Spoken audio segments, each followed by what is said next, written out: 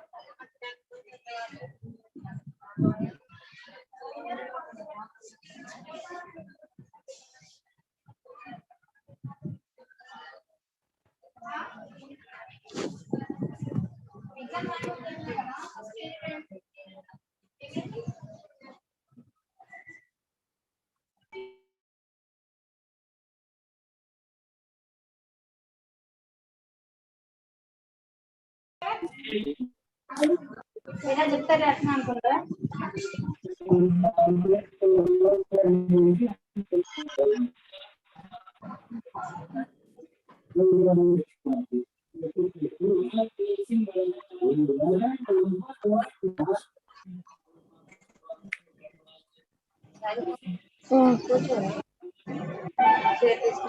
వద్దురా వీళ్ళు వినమంటే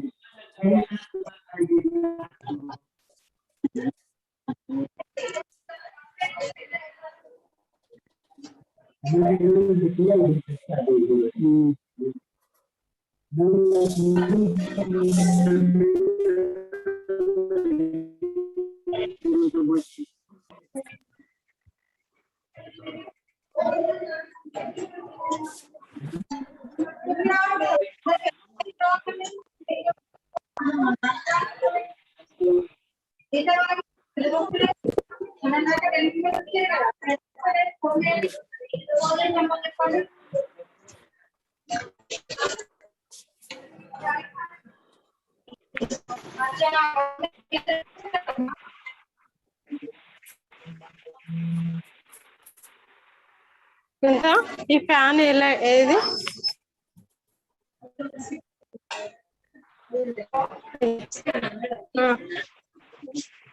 ఎక్కడ లోపలనా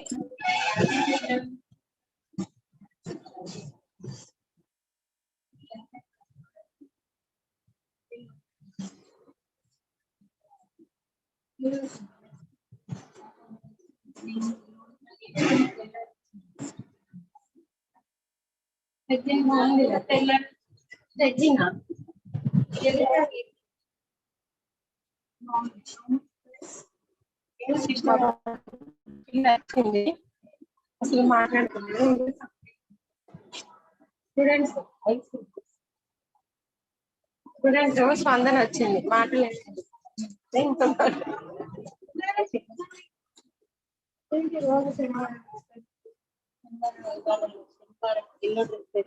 కానీ బాగా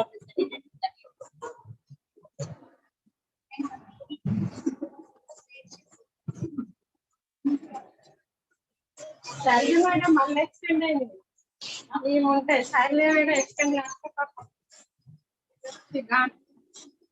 మేడం రాదు మేడం అట్లనే ఎక్స్టెండ్ అవుతూనే ఉంటుంది నేను ముందే చెప్పాను మేడం రాదు చేస్తారు ఎందుకంటే వాళ్ళు కాలేజీ నెంబర్ కాబట్టి Sir, good morning.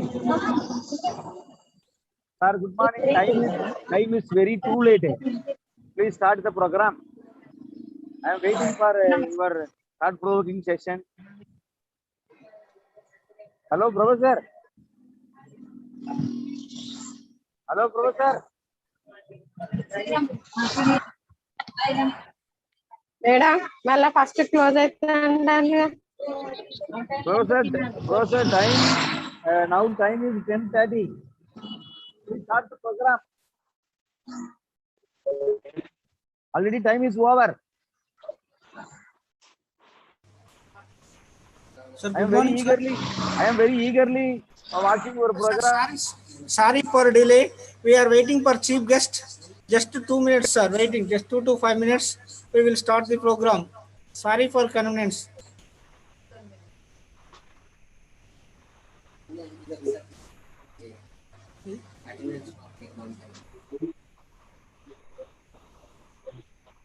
Inconvenience.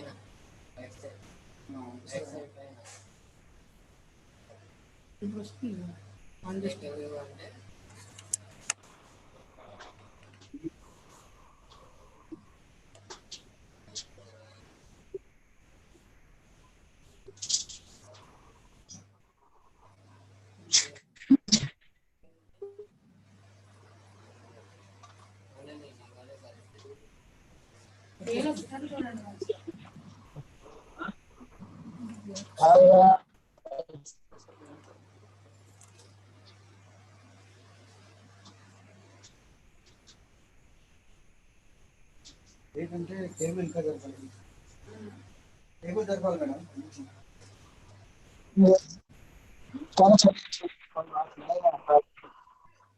अपनी इच्छा से जाना चाहते हैं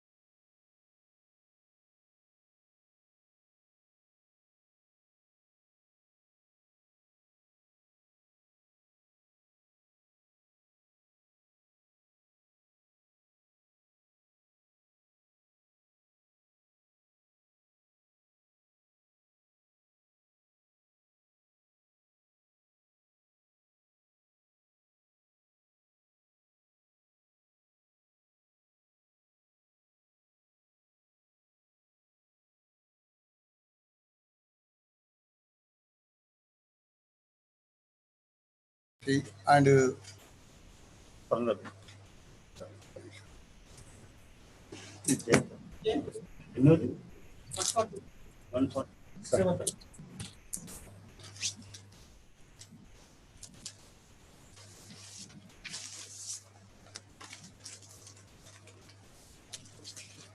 Land Service.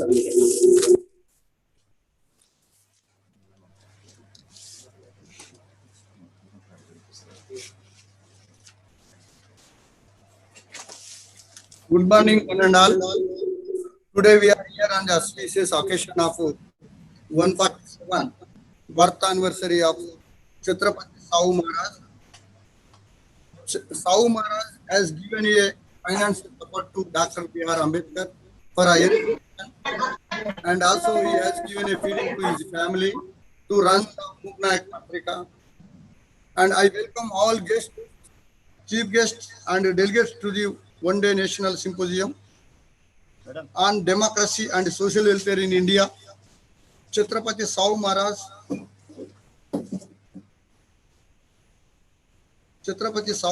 and Dr. B.R. Ambedkar perspective. On behalf of Dr. B.R. Ambedkar, Study Center, Kakatiya University, Warangal. Firstly, I wish you all very happy Sahu Maharaj Jayanti, and also thanks to UGC and University Administrative Authority for permitting me to organize this one-day workshop on the occasion of 147 birth anniversary of Chhatrapati Sahu Maharaj. We have received more than 800 registrations across the various parts of our country and from various countries too.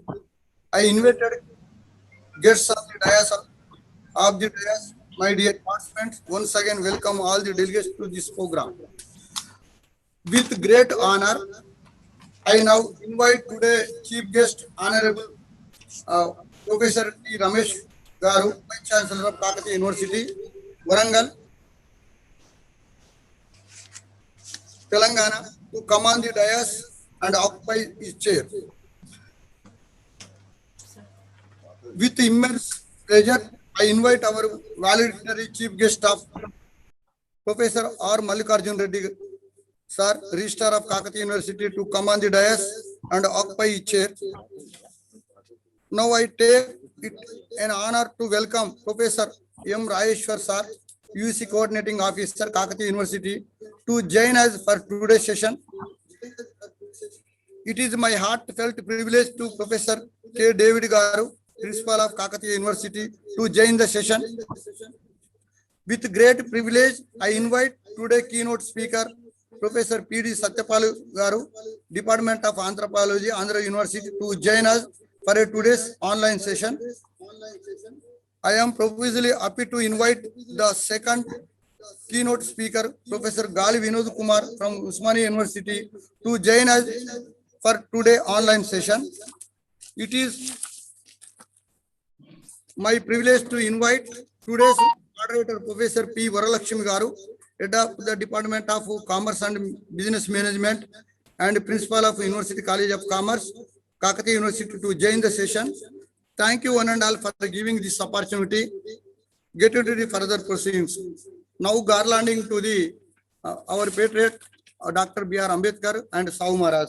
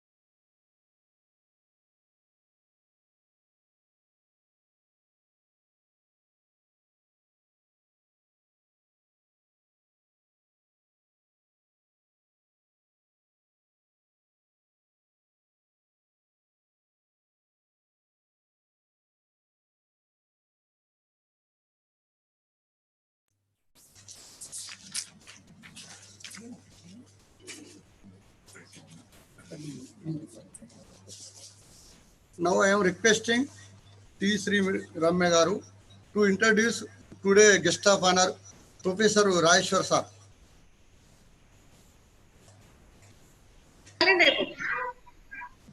Thank you, sir. I welcome all the delegates and today's chief guest and guests of honor to this valuable session. It is my privilege to introduce Dr. Rajeshwar Mittapalli Garu to this session. Dr. Rajeshwar Mittapalli Garu is a professor of English in Kakatiya University, Warangal. He is a widely published scholar with 4 books and 88 articles to his credit. His latest book, Indian Fiction and Films, Rethinking History, Society and Culture, has been just brought out by Atlantic, New Delhi. He edited the New Delhi-based quarterly, The Atlantic Literary Review, for 6 years, apart from co-editing with European, American, and Indian scholars 26 anthologies of critical essays on a variety of literary subjects. The latest of these edited volumes is The Male Empire Under the Female Gaze, The British Raj and the Mem Sahib, published by the Amherst-based Cambria Press. He has traveled to many universities across the world and offered short courses, made conference presentations, and given keynote and plenary speeches. He has also held several administrative positions, including Dean, Faculty of Arts, and Foreign Relations Officer. Currently, he holds the positions of Member of the Executive Council, UGC Coordinating Officer, and Head Department of English. Thank you, sir, for giving me the opportunity of introducing Professor Rajeshwar Mittapalli Garu to the session.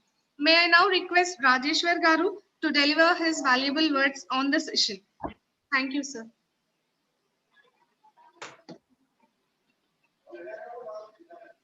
Yes, Professor T. Ramesh, Honorable Vice Chancellor of Kakatiya University, Dr. Mallikarjun Reddy, Registrar of the University, Dr. Samaya, Director of B.R. Ambedkar, Dr. B.R. Ambedkar Study Center, and also of the program today. Guests and participants from across the country, as well as from various parts of the world. Dr. Samaya is always coming up with very interesting programs related to Ambedkarism and social discrimination, various other important aspects that confront us. Ambedkar Study Center has been doing wonderful lot of work. And today's topic, democracy and social welfare in India, Chhatrapati Shahu Maharaj and Dr. B.R. Ambedkar's perspective is a very relevant topic, and it needs to be understood as well as popularized. And the contribution of these two great men, Shahu Maharaj and Dr. Ambedkar, to the concept of democracy and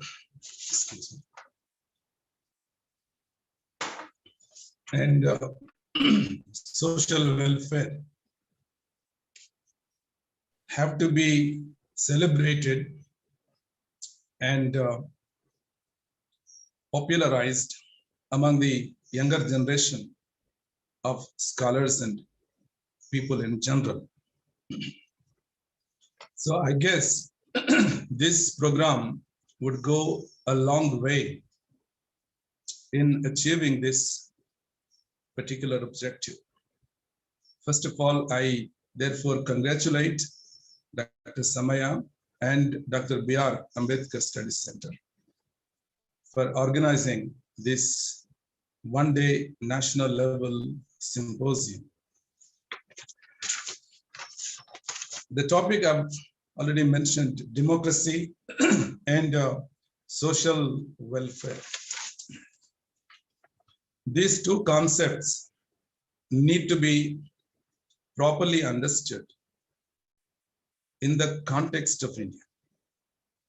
Does democracy mean the same thing in India as it does elsewhere in the world? Maybe we have to go back in history a little to 1947, the year in which we achieved independence. And what did independence mean? It meant democracy, yes, but it was basically only a political democracy. Political power changed from the colonial masters to the Indian rulers. Democracy was put in place, and I'm sure it is working in some sense or the other. But political democracy does not mean democracy as a whole. Society also needs to be democratized. Every institution has to be democratized.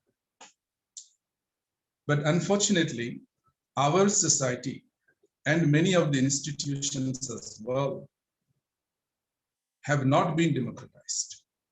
Society remains feudal in character. Feudal systems and ideologies continue unabated. They continue to prevail to a large extent. And many social institutions also have a feudal character rather than a democratic character. What then should be done? How to change the very nature and character of democracy? In the context of this one-day program, democracy, in my opinion, has to give an opportunity for everyone, every stakeholder, a claim and access to resources. If people are denied access to resources, if they can't freely claim resources of the nation, then they are not proper participants in democracy. If they're excluded, then they are not part of democracy. But unfortunately, a large majority of people of India have no access to resources and have no claim on resources. So our democracy, I think, has to be remodeled so that every stakeholder, every participant enjoys the benefits of democracy. I use the word resources deliberately because social welfare measures, to some extent at least, ensure that these resources are being distributed evenly among people. And again, we need to go back in history a little. What was the character of state in the beginning? I use the word resources, yes, deliberately because social welfare measures, I'm sorry, there is an echo here, ensure that these resources are being distributed among people. And again, we need to go back in this echo. What was the character of state in the beginning? I use the word resources, yes, deliberately because from a social welfare measure. Why is there a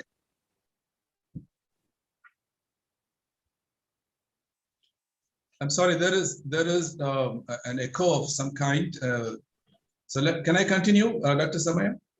I'll take just a couple of minutes. I know we're behind schedule. Okay, sir. So traditionally, resources held by the state, by the kings and the rulers, and concept of welfare was more or less non-existent. The state primarily confined itself to the very basic functions such as defense, peacekeeping, and administration of justice. The welfare of people was not one of its concern. If at all, the state was concerned only in extracting resources from the people by way of taxes, sometimes arbitrary taxes, actually. So if there was any semblance of welfare measures on the part of the state, they depended on the whims and fancies of the ruler, who was usually a king. So that was all. That is all the welfare aspect of state at that time. And the poverty-stricken people, and most of them were certainly poverty-stricken at the time, were encouraged to treat their suffering as part of their fate or karma and reconcile themselves to a life of want and misery. This was what used to happen. This was the picture of life in the past. The state did not interfere much in the economic life of the people and did not try to improve their economic lot. And down the line, of course, it was people like great men like Shahu Maharaj. He himself, being a king, changed the character of state. And later, of course, Dr. Ambedkar. Both these men visualized the possibility of welfare measures to improve the lot of the people, and to a large extent succeeded in popularizing the concept. And Dr. Ambedkar, in fact, obliged the state to turn into a welfare state. And 70 years later, not only in India, everywhere in the world, if a state now confines itself only to peacekeeping or defense and administration of justice, it would be thrown out within, it won't be liked by people. People expect a lot of other things in India as well. So what has happened is, today, the state can't ignore its social responsibility. And in fact, the very definition of the state has now undergone a sea change. It is now, quote and unquote, a welfare state. And it can't be anything other than a welfare state. So who are responsible for this in the Indian context? It is Shahu Maharaj. It is Dr. Ambedkar. This is the real contribution of these men. And we are celebrating their contribution today. And it's a very fit occasion to celebrate their contribution. And I once again compliment Dr. B.R. Ambedkar Study Center and its director, Dr. Samaya, for organizing this program. And I wish the program a great success. Thank you very much. Thank you, sir. I humbly thank you. Thanks a lot to Professor Raishwar sir, UC Coordinating Officer, Kakatiya University, for giving a message on the occasion of democracy and social welfare in India, Chhatrapati Shahu Maharaj and Dr. B.R. Ambedkar perspective. This message may be reached to the participants. Thanks a lot for spending your valuable time for this program. Thank you, sir. Now I am requesting T. Sri Ramya to introduce today valid chief guest R. Mallikarjun Reddy, Registrar of Kakatiya University.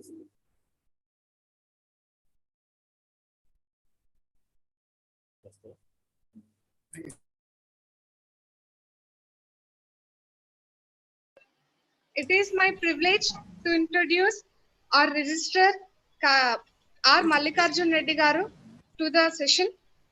Mallikarjun Reddy Garu is a professor at the Department of Geology, Kakatiya University.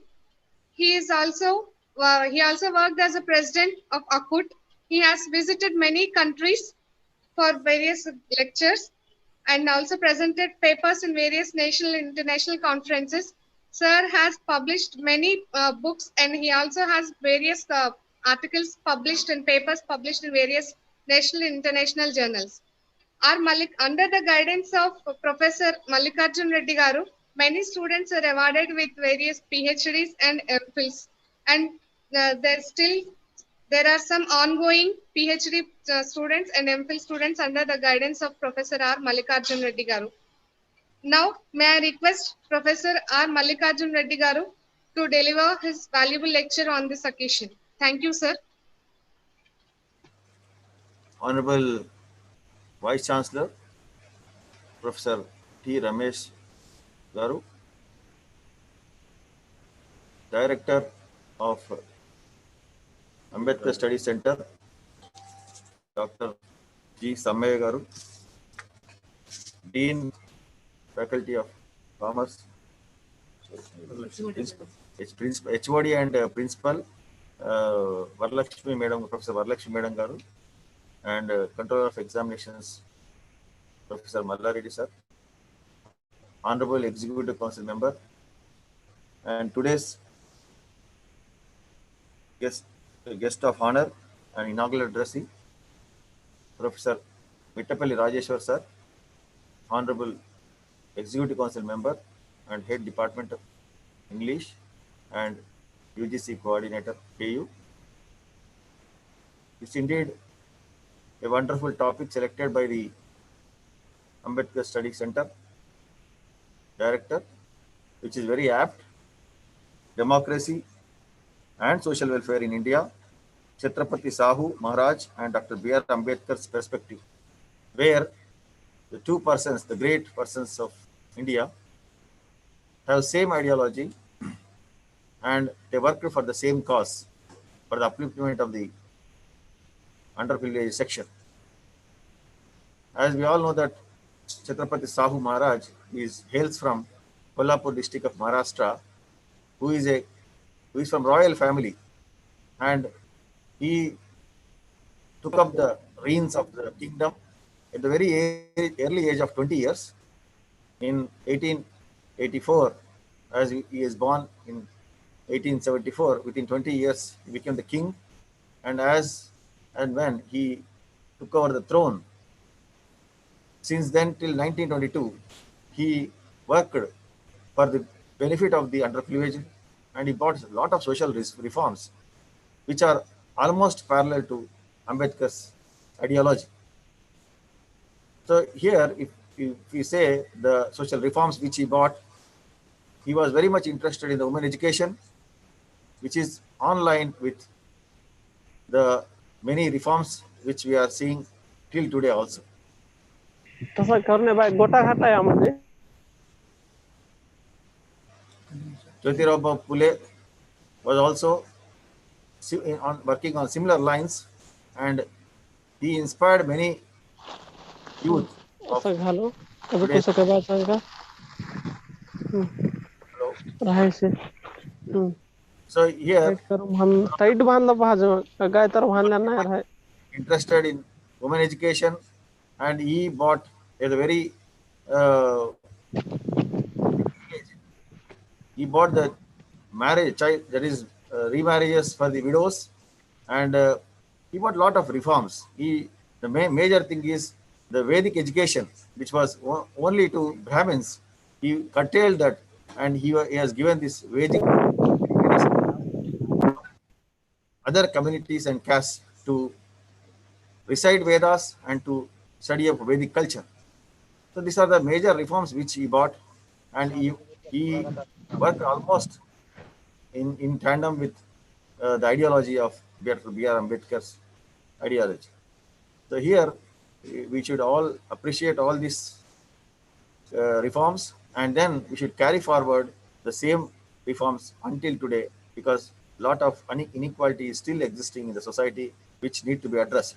So the ideology of both the great leaders, the perspective is same, and reforms are also same. Hence, we all should promise on this day to carry forward the legacy of both the leaders like Dr. B.R. Ambedkar and Chhatrapati Mahu Saharaj. So I thank Dr. G. Samaya sir for giving me an opportunity to participate in this one-day national workshop. And I wish that this program may be a grand success. Thank you very much. Thank you, sir, for giving valuable message. I thank you from the bottom of my heart to Professor R. Mallikarjun Reddy, sir, Department of Geology, Registrar of Kakatiya University, Warangal, for giving a valuable message on this occasion. That is the democracy and the social welfare in India. Chhatrapati Sahu Maharaj and Dr. B.R. Ambedkar perspective. Thanks a lot for spending valuable time for this program. Thank you, sir. Now I am requesting T. Sri Ramme Garu to introduce today chief guest, our honorable beloved Professor T. Ramesh sir.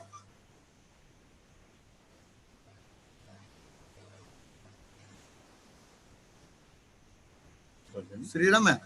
Thank you, sir, for giving me the opportunity of introducing our today's chief guest, Professor T. Ramesh Garu, to the session.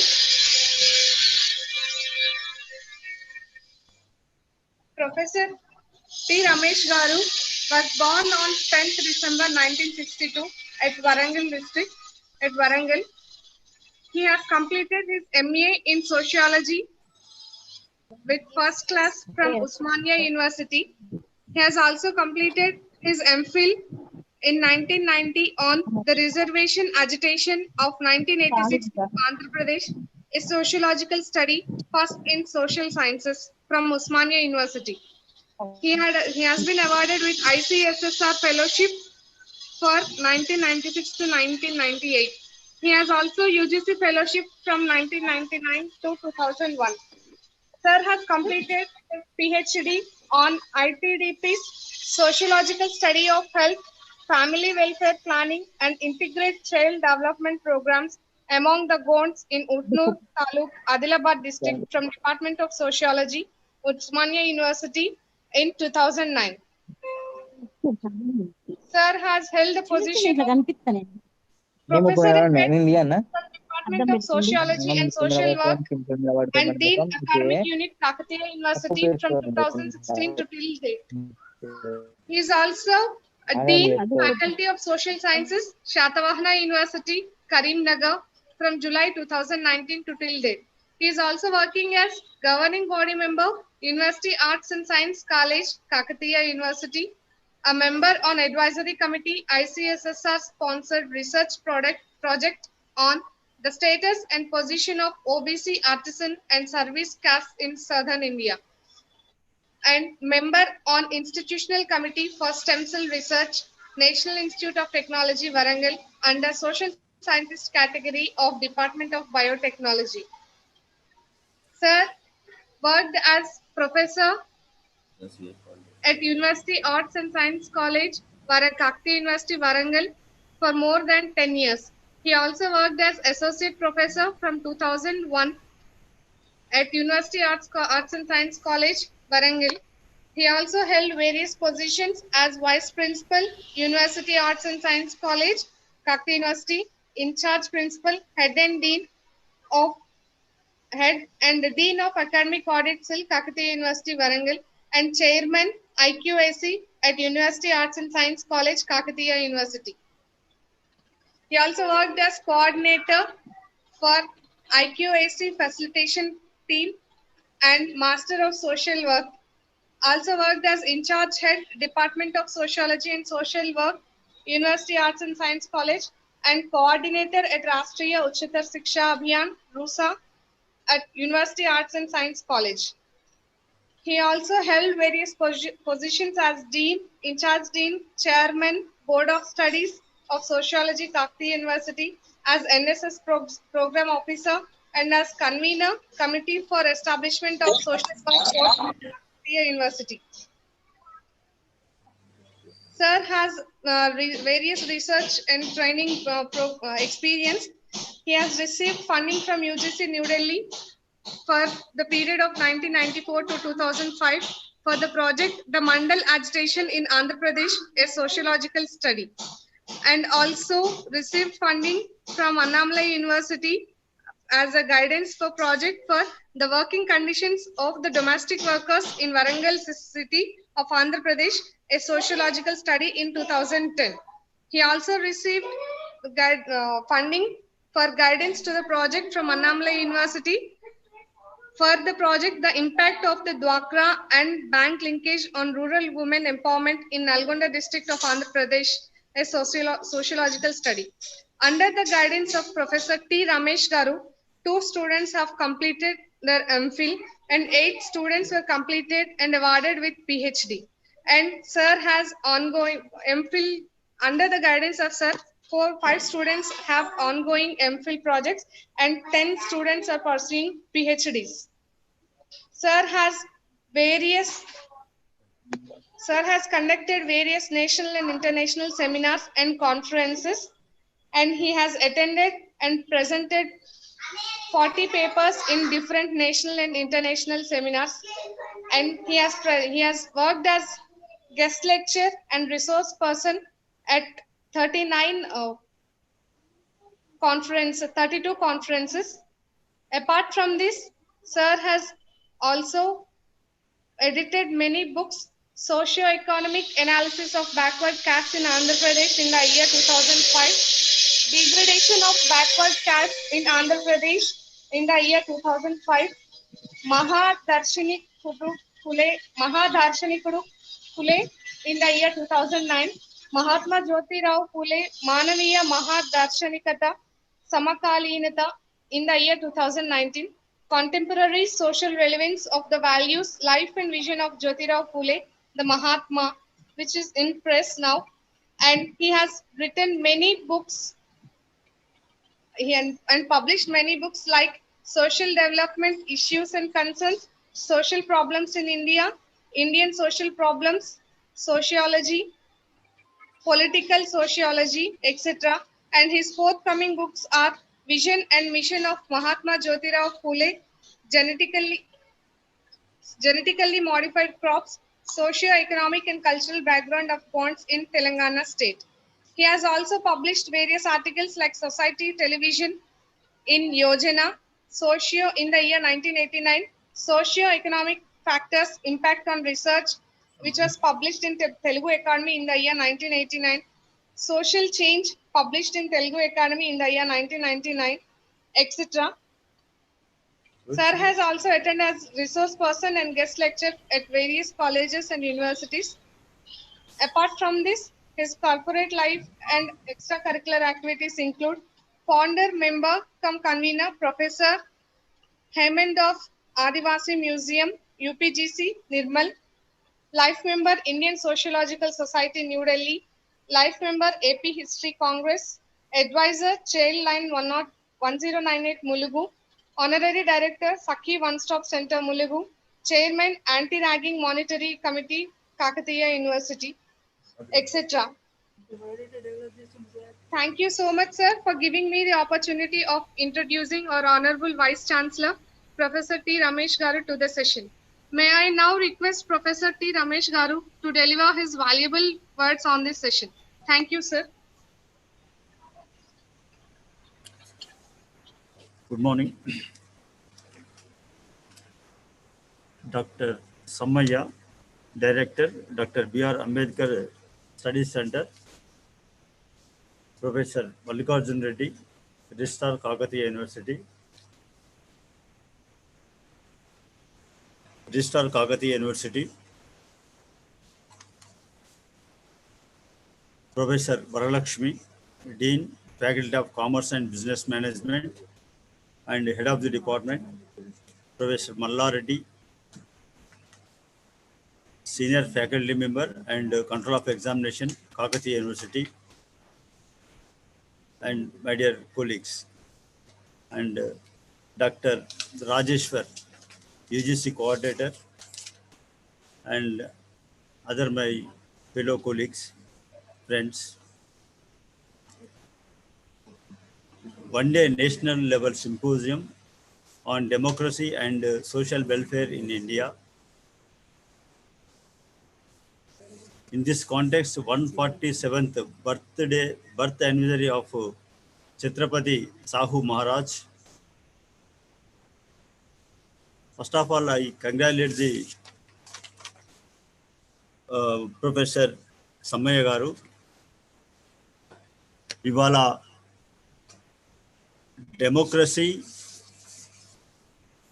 and social welfare in India. Democracy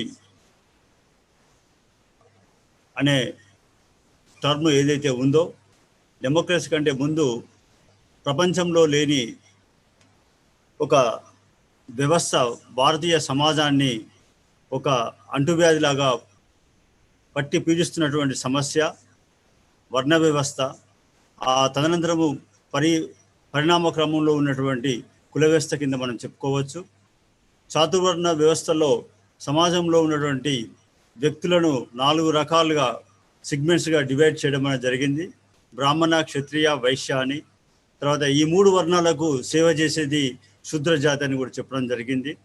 సమాజంలో ఉన్నటువంటి అట్టడుగు వర్గాలు ఏవైతే ఉన్నాయో, అస్పృశ్యతకు గురైనటువంటి కులాలు ఏవైతే ఉన్నాయో వాళ్ళని పంచములుగా ఈ హిందూ హైందవ సంస్కృతి అనేది సమాజం నుండి నెట్టివేయడం అనేది చరిత్రలో మనం గుర్తుంచుకోవాల్సిన అంశం.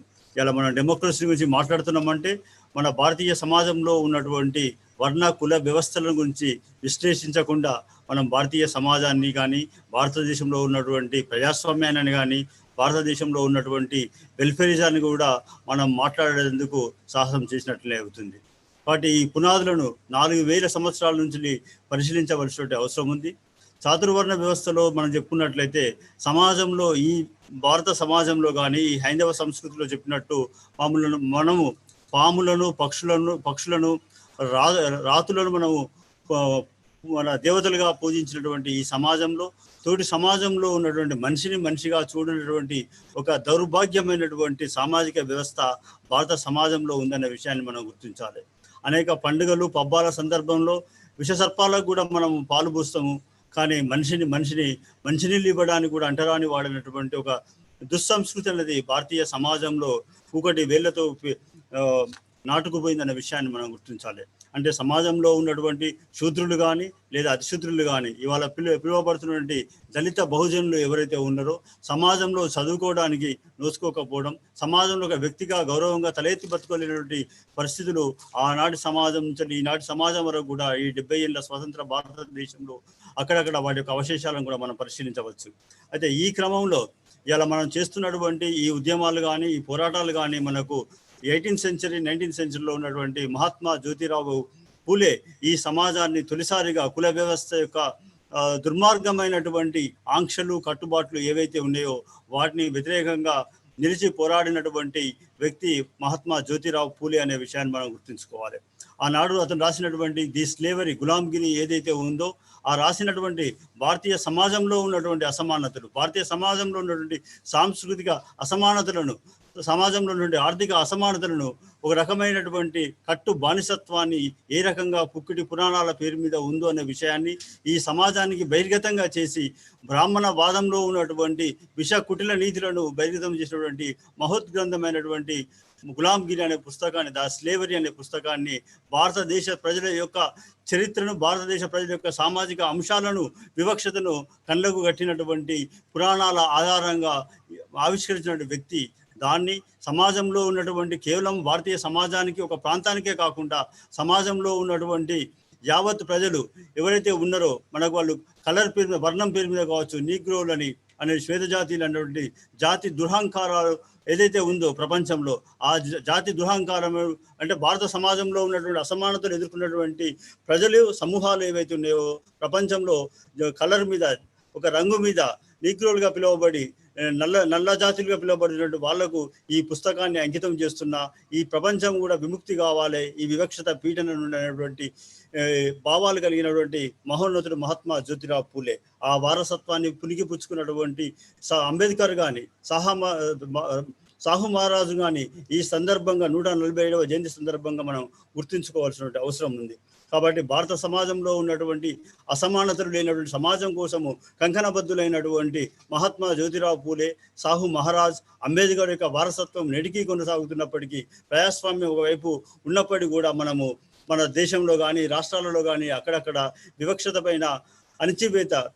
పైన పోరాటం అనేది మనం చేయడానికి అనేక రకాలైన ఉద్యమాలు కూడా వస్తున్నాయి. అంటే వివక్ష యొక్క రూపాలు అది ఏ రూపంలో ఉన్నా కూడా దాన్ని మనము తిరస్కరించి దానికి వ్యతిరేకంగా మనం ఉద్యమించవలసిన అవసరం ఉందనేది ఈ సందర్భంగా మనం గుర్తుంచుకోవాలి.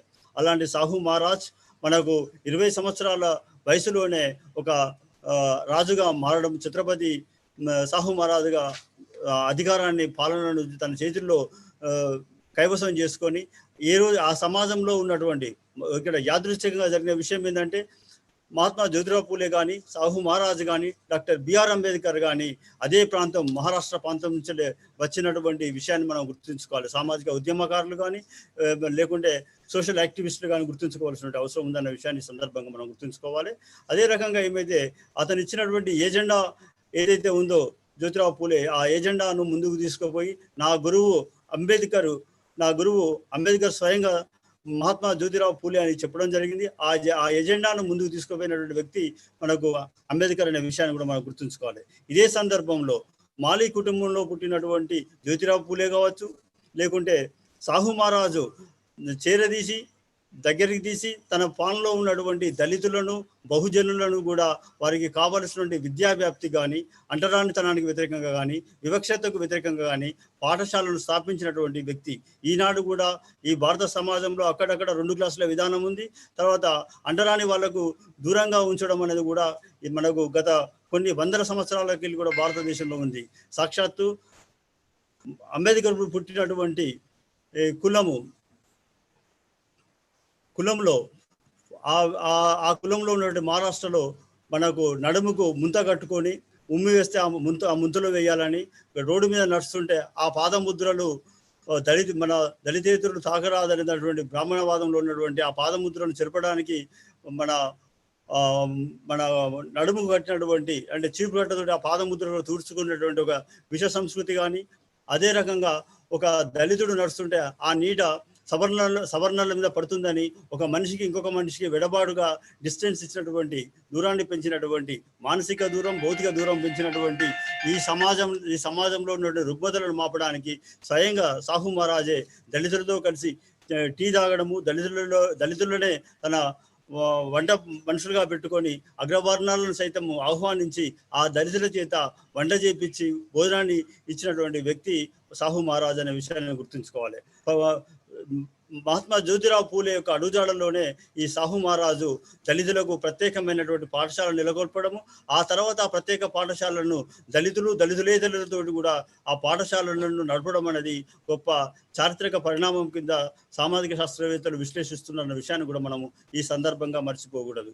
అదే రకంగా కేవలం కుల వ్యవస్థ ఆధారంగా నిర్మితమైనటువంటి ఈ విధులు ఏవైతే ఉన్నాయో ఆ విధులు కేవలము అగ్రకులాల వాళ్ళు మాత్రమే నిర్వహించడం కాదు, అగ్రజాతులకు మాత్రమే నిర్వహించడం కాదనే విషయం తోటి పటేల్ పట్వారీ వ్యవస్థను కూడా ముఖ్యంగా మనకు దాదాపు 150 సంవత్సరాల క్రితమే సాహు మహారాజు పటేల్ పట్వారీ పనులను విధులను కూడా ఈ యొక్క దళితులకు అందజేసిన విషయాన్ని కూడా మనం గుర్తుంచుకోవాలి.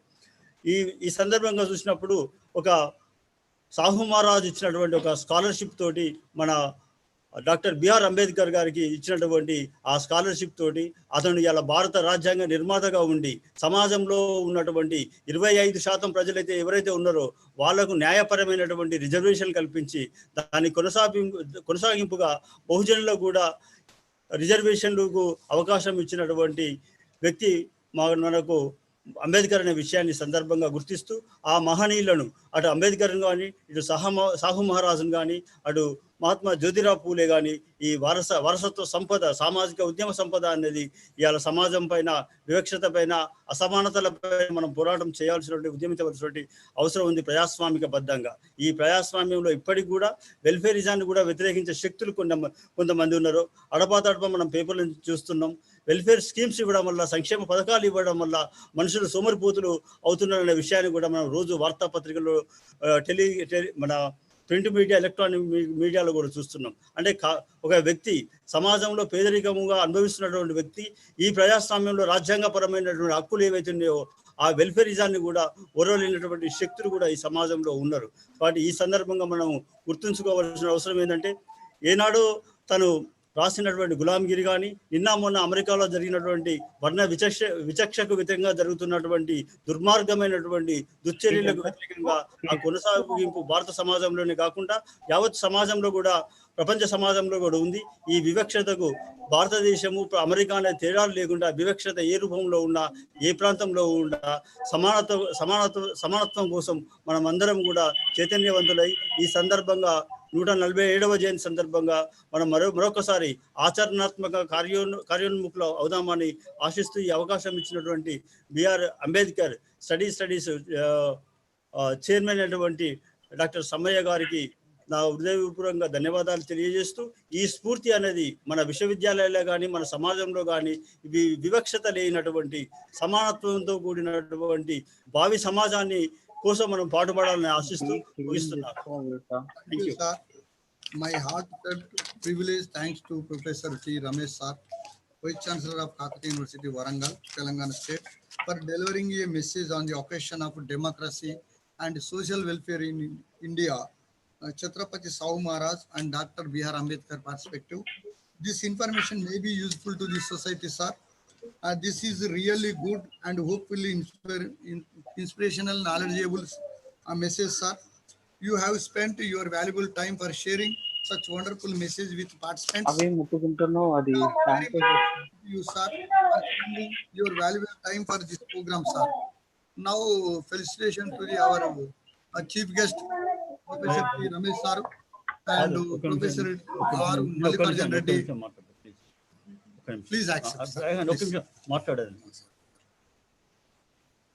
ఈ కార్యక్రమంలో అటెండ్ అయిన మిత్రులందరూ కూడా నాది ఒక విజ్ఞప్తి. ఒకవేళ నేను చెప్పే అభిప్రాయం కరెక్ట్ అయితే నాతో ఏకీభవించండి, లేదా ఒకసారి ఆలోచించండి. ఇవాళ మన సమాజంలో ఈ ఫెలిస్ట్రేషన్లు ఇవన్నీ కూడా అది ఏ వారసత్వం నుంచి వచ్చిందన్న విషయాన్ని కూడా మనం గుర్తుంచుకోవాలి. దయచేసి నాకు ఎక్కడ ఫెలిస్ట్రేషన్ చేయకండి, మీ అందరికీ మనస్ఫూర్తిగా కోరుకుంటున్నాను. ఫెలిస్ట్రేషన్ వద్దు, ప్లీజ్ ఏమనుకోకండి.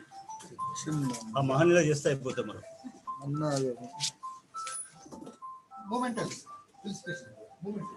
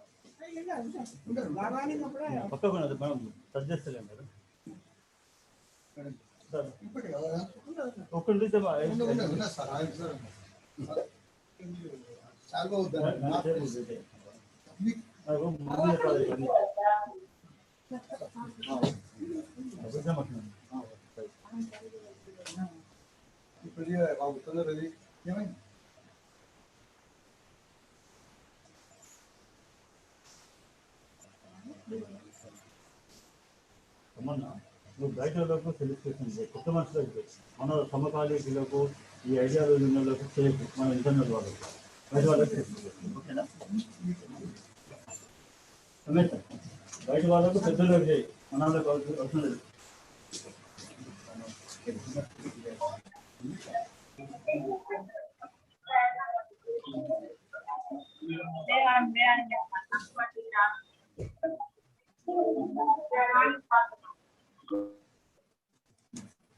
Now I am requesting P. Sri Ramaya Garu to introduce today keynote speaker Professor P.D. Satyapal Garu.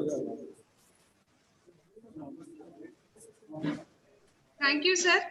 It is my privilege to introduce our today's keynote speaker, Professor Konupati Devanand Satyapal Garu.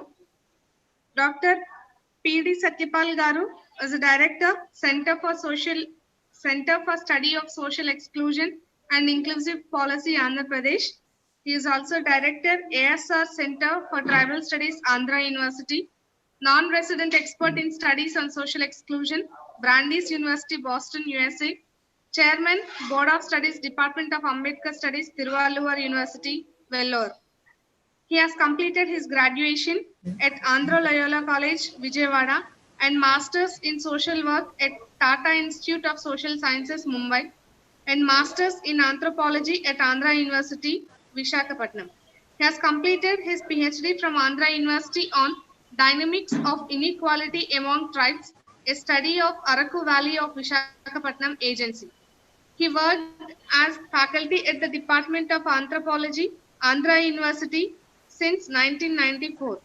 His specialization in inequality, caste and tribes, cultural capital, cultural politics, anthropology of gender, livelihood studies, Dalit satellite, nomadic caste, democracy, and human rights. Currently, he is working as professor and chairman, Department of Anthropology, Andhra University. He has published 57 research articles in national and international journals on the said themes: specialization in inequality, castes and tribes, democracy and human rights, etc. He has completed 5 major research projects and 1 minor research project funded by UGC, ICSSR, TCR and TI, and Tribal Welfare Department, Government of AP. Appointed as Commissioner of Inquiry by Government of AP for ascertaining social status of caste and tribes on 3 occasions. He has delivered lectures on social inequality, democracy, and human rights at USA, MIT Boston, Columbia University, New York in 2006, 2007, and 2013, and UAE in 2006 and 2015, and at Japan, Osaka, and Tokyo universities in March, April 2015. He is a member, Statutory Committee for Selection of Professors, Associate Professors, and Assistant Professors. He was a paper setter and examiner for UPSC, UGC, and Higher Education Council, Andhra Pradesh. Adjudicator for PhD thesis in anthropology, sociology, and social work disciplines. He was invited to Columbia University, New York in June 2013 at the Centennial Conference commemorating 100 years of Dr. B.R. Ambedkar's admission at Columbia University, and presented a paper on Baba Saheb Ambedkar, Pune Pact and the Cultural Politics. He also made a documentary film on Taking the Caravan Ahead, 3 decades of Bansef for the Center for Human Rights Movement, Documentation and Research, Columbia University, New York. He also delivered lectures at different academic gatherings in various universities in India, IIMs Ahmedabad, Kolkata, IITs Kharagpur, Kanpur, and in academic staff colleges of the universities on issues of social importance. He is also a resource person in HR training programs for various public sector units such as ONGC, HPCL, NTPC, and Anthropological Survey of India. Thank you, sir, for giving me the opportunity of introducing our keynote speaker, Professor P.D. Satyapal Garu, to the session. May I now request Professor Satyapal Garu to express his valuable words on this occasion. Thank you, sir. A very good morning to all the Senate dignitaries who have, in fact, in the sense, participated, in fact, more not just as a dignitaries, but as a participants, actually. And I really appreciate the talks by Professor Rajeshwar and also Professor Ramesh, the Vice Chancellor of Kakatiya University. Their deliberations, in fact, do match, say, a kind of a lecture over here. They are quite passionate. And then it really pushed me, in the sense, there are still very good number of academic activists in Kakatiya University, Warangal. Dear participants, I'm sorry that program got delayed, but at the same time, we have learned many things, in fact, in the inaugural session.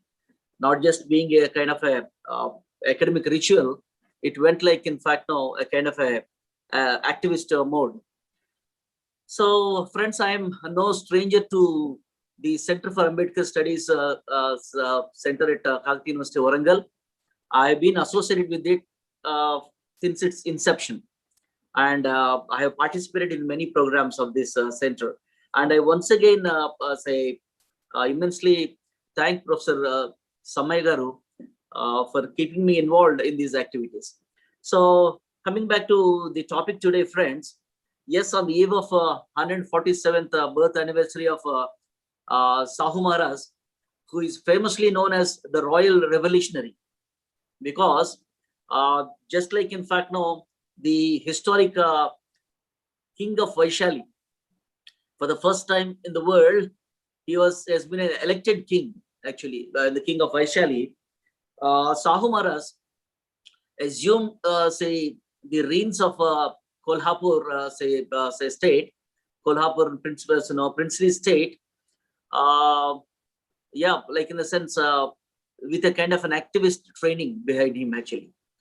So we know pretty well, we heard that he assumed the kind of office of the king of Kolhapur in 94 at this age of 20 years. But before that, my dear friends, yeah, of course, he is not a direct royal descendant. He has been adopted by the queen of Kolhapur, and his father was, village Patel. So right from his childhood, like in the sense, his schooling at Dharwad, later on his college education at Rajkumari College at Rajkot, he has very closely seen the travels of the majority non-Brahmins in this society. And yes, he got in touch with the Satyashodak Samaj, an organization started by Mahatma Jyotirao Phule during his student days. So he has imbibed the tradition of the social revolution. I'm using the word, of course, like in the sense of social revolution, because see, these people, they do not belong to the pantheon of philanthropic activists. They were in a way social revolutionaries, because it required a revolution to challenge and then in fact like debunk the natural inequality philosophy of Brahminism and its religion, whereby it has in fact denied the existential dignity to the majority of the people of this country. Like we know pretty well, I don't have to explain the moorings of the Varna caste system, where it has thoroughly banned education, banned any defense by banning arms. It has banned the accumulation of property. It has banned access to power, and it has in fact banned 50% of women from all these things, including the so-called Shudras. I do not want to use the word Shudras. And similarly, in fact, Mahatma Jyotirao Phule also, in fact, like his descendants, Chhatrapati Sahu Maharaj and Dr. Ambedkar, they did not use these words, because we know the word, the very conception Shudra is a kind of a kind of a pejorative kind of exonym, which has been used by people to insult them, actually. So therefore, friends, in order to debase this kind of a very inhuman and thoroughly undemocratic society, which is inimical to liberty, equality, fraternity, required a social revolution. So that's the reason why we need to call them as social revolutionaries, rather than, in fact, they did not just involve in social welfare as a philanthropic measure. So friends, yes, to bring in this liberty, equality, fraternity, the values of democracy in this country, in this society, yes, it required a thorough, like in a sense, an all-round, a kind of a holistic intervention as a kind of a social revolution. In the social sphere, educational sphere, economic sphere, the religious sphere, and also, in fact, the areas of power. So, friends, we pretty well know the precursor to all this kind of a social revolution was none other than Buddha, way back in the 6th century BC. He has initiated for the first time in the world the elements of liberty, equality, fraternity. He established the democratic processes as well. What we today follow as a mode of election, the secret ballot system, we all pretty well know that it has been invented and practiced by Lord Buddha in the Bhikkhu Sanghas.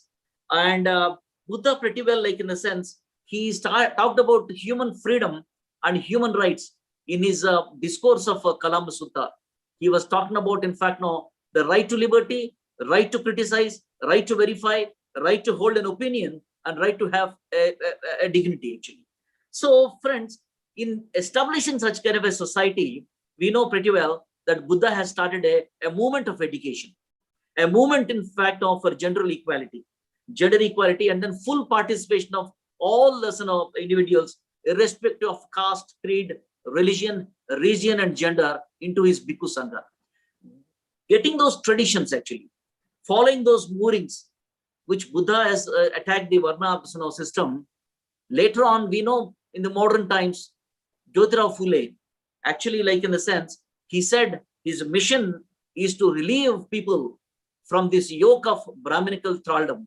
And yes, we know with the same weapons of education, same weapons of, in fact, now women as gender equality and labor rights, and then bringing, in fact, now full participation in all spheres, social, economic, political, and then religious spheres, to the non-Brahmins, particularly. He has very clearly shown who are the victims and who are the beneficiaries of this particular social kind of a system in the name of religion.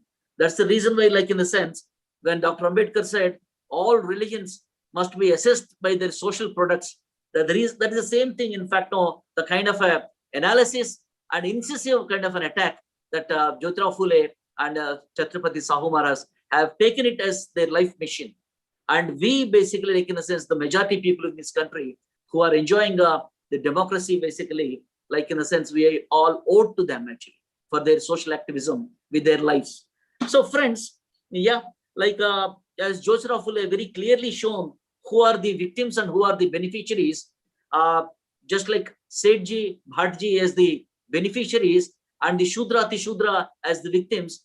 Similarly, the Sahu Maharaj, in fact, all his talks and writings and then say acts, he was using the word non-Brahmin, which of course later on even Periyar and other social revolutionaries have used, basically, like in the sense, in the society, moving it, taking ahead the kind of a movement, which of course Dr. Ambedkar, my dear friends, we know by constitutionalizing this kind of a social movement, he has created a social engineering by bringing up backward classes. The backward classes, in fact, now is a class which we will not find anywhere in the world except in the Constitution of India, where Dr. Ambedkar created, called them as socially and educationally backward classes, with the schedule of castes, schedule of tribes, and other backward classes together as the oppressed majority.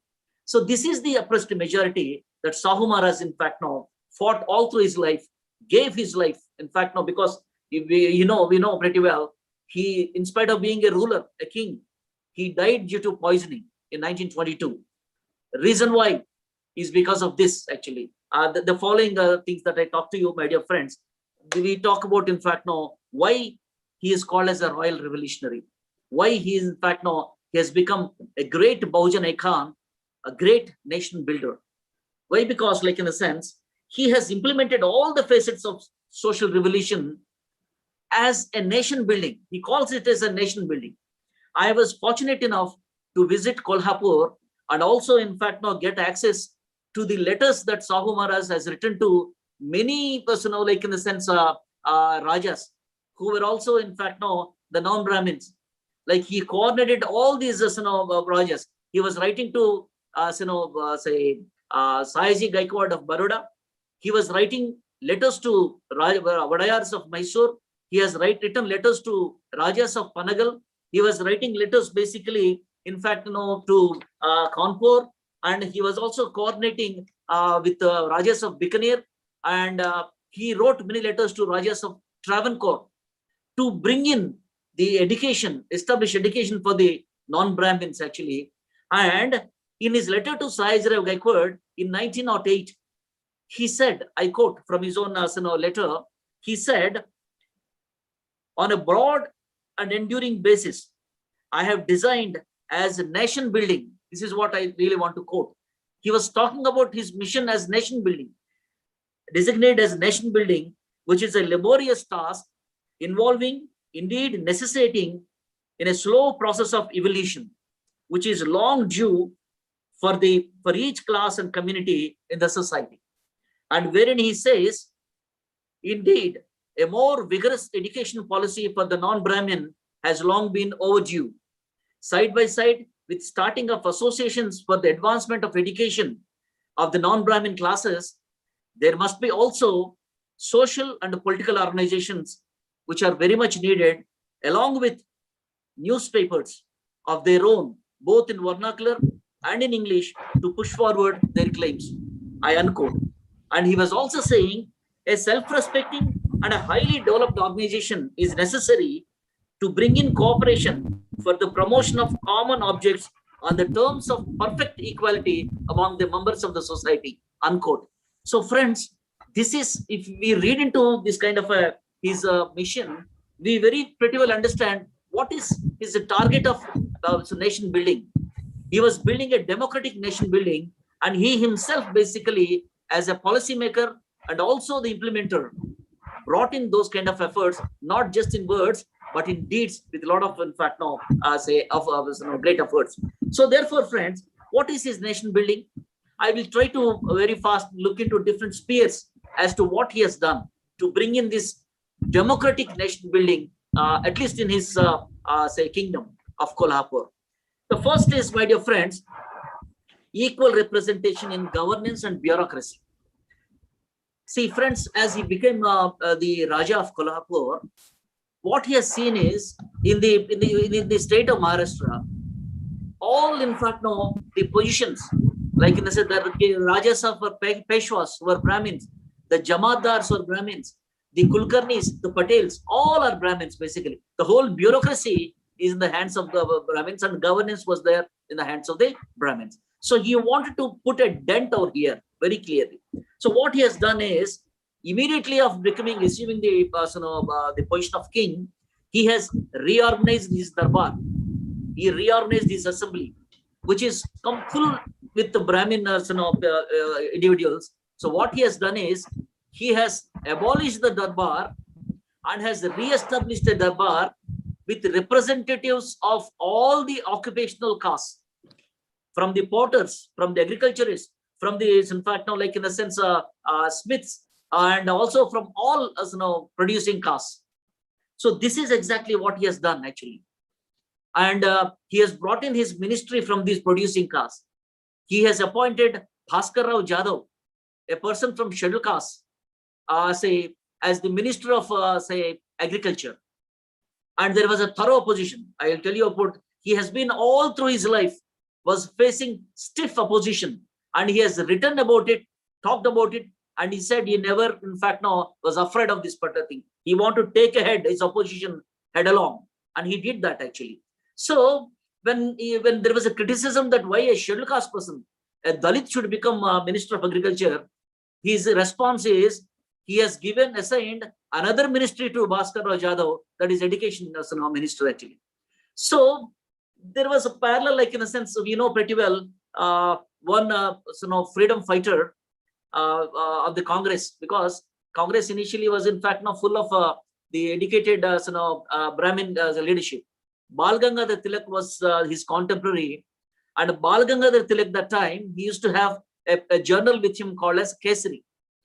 In Kesari, when Sahu Maharaj has abolished the darbar and brought in all these producing castes actually as representatives, Bal Gangadhar Tilak wrote in Kesari, he wrote saying that Teli Tamboli Kunvi, Sansad mein aakar kya karega, kya tel nikalega, kya hal chalayega. So this is exactly the heckle that Tilak was saying. What these potters, these oil pressers, and then agriculturists will come and do in the darbar. Are they going to till the darbar? Are they going to make us oil pressing in the darbar? So this is exactly the meaning is, producing is your job and governing all of you is our job. So this is a critique that, in fact, when Sahu was Tilak has done, then Sahu Maharaj has retorted, Mr. Tilak, it seems you are asking for Swaraj. You are asking for demanding for a Swaraj for the British. And he said, Kya aapka Swaraj keval Peshon ke liye tha? Is your Swaraj is only for the Brahmins or for everybody? So that has been his stiff retort.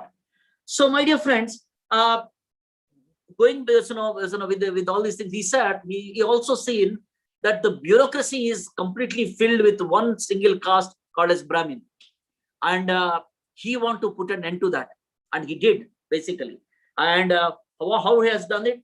He, 1902, way back in 1902, he has brought in a kind of a GO, government order, saying that 50% of the bureaucracy should be, all the posts of the 50% should be provided to the non-Brahmins. So this is exactly, is bringing, in fact, now into practice what Jyotirao Phule in 1882 has demanded. Jyotirao Phule, you know pretty well, my dear friends, as father of reservation as representation before Hunter Commission, Jyotirao Phule said this.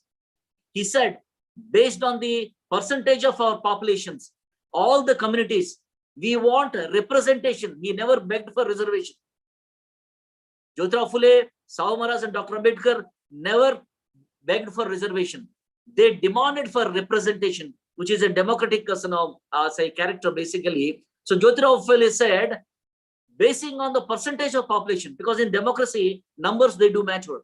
So therefore, basing on the percentage of population, we want representation in the fields of education, employment, agriculture, industry, bureaucracy, and governance of this country. These are the areas which, in fact, now he was demanding representation and implementing the demand of Jyotirao Phule. Sahu Maharaj, by 1902, he has implemented, in fact, now all these things in his rule. In 1902, he said 50% of the jobs, bureaucracy in the bureaucracy must go to the non-Brahmins. This is what he said. And while writing to, say, Colonel Woodhouse, who was, in fact, the British, administrator there, he was very clearly writing. I'm quoting from his letter in 1902. He was saying that, I quote, you know, since my boyhood, it has been my pride and cherished object to overrule and break down the Brahmin bureaucracy, which has very clearly, in fact, now consistently discouraged the non-Brahmin boys. And I have seen as a student, they have detained and not allowed many of the non-Brahmin boys to go for university examination, unquote.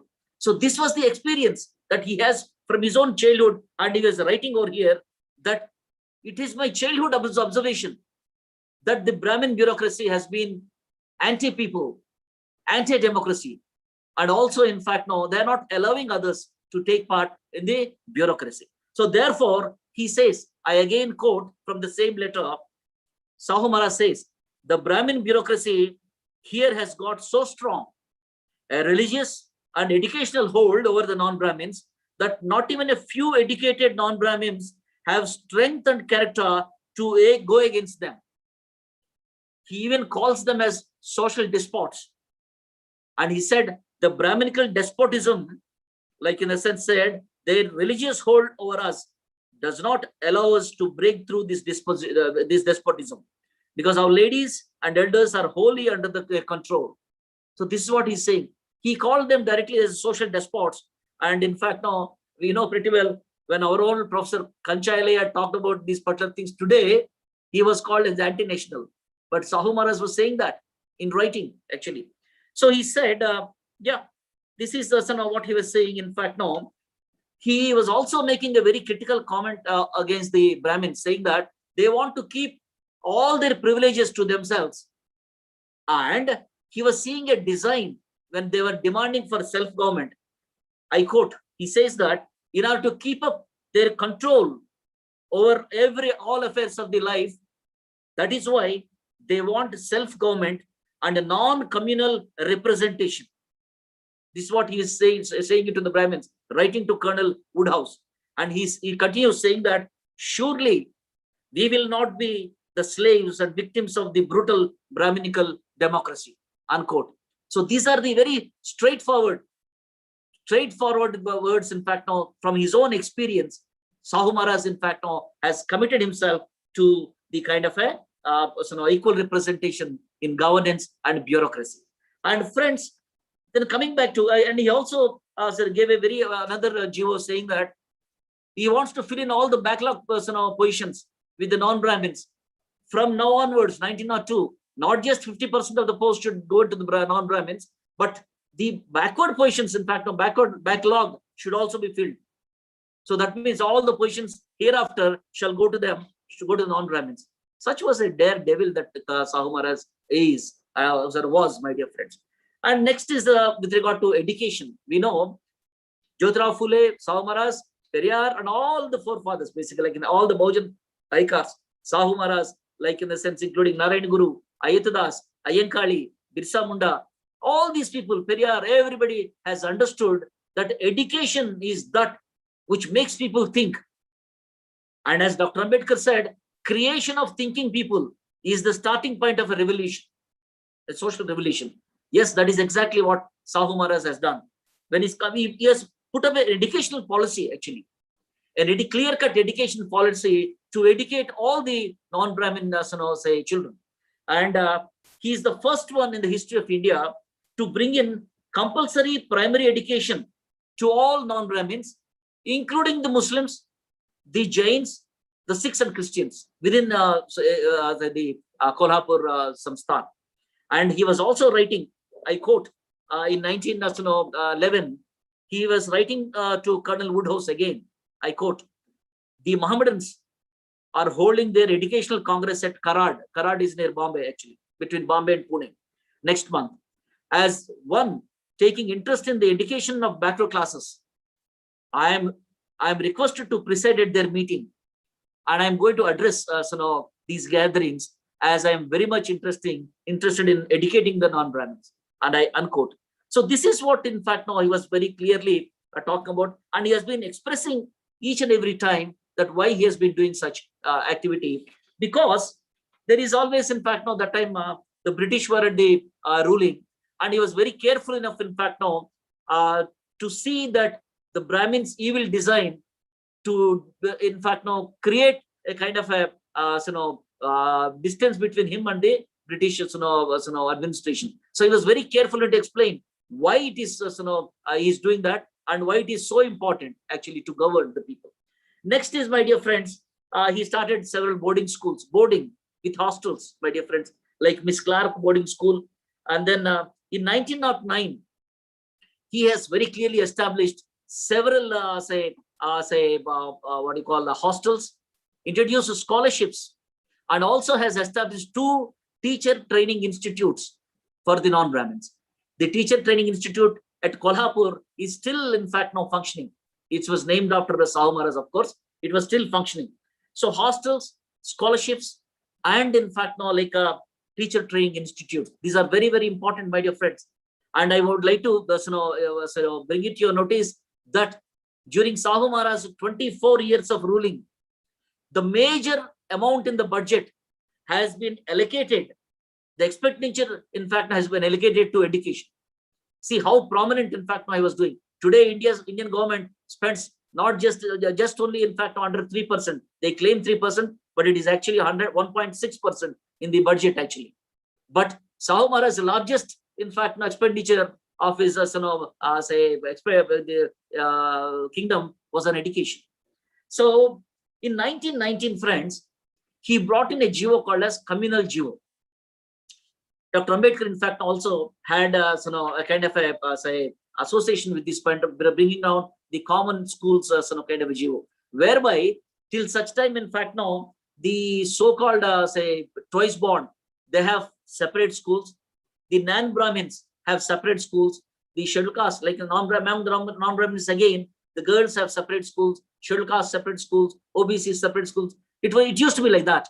But in 1919, Sahu Maharaj has brought in a GO called as a common schools GO.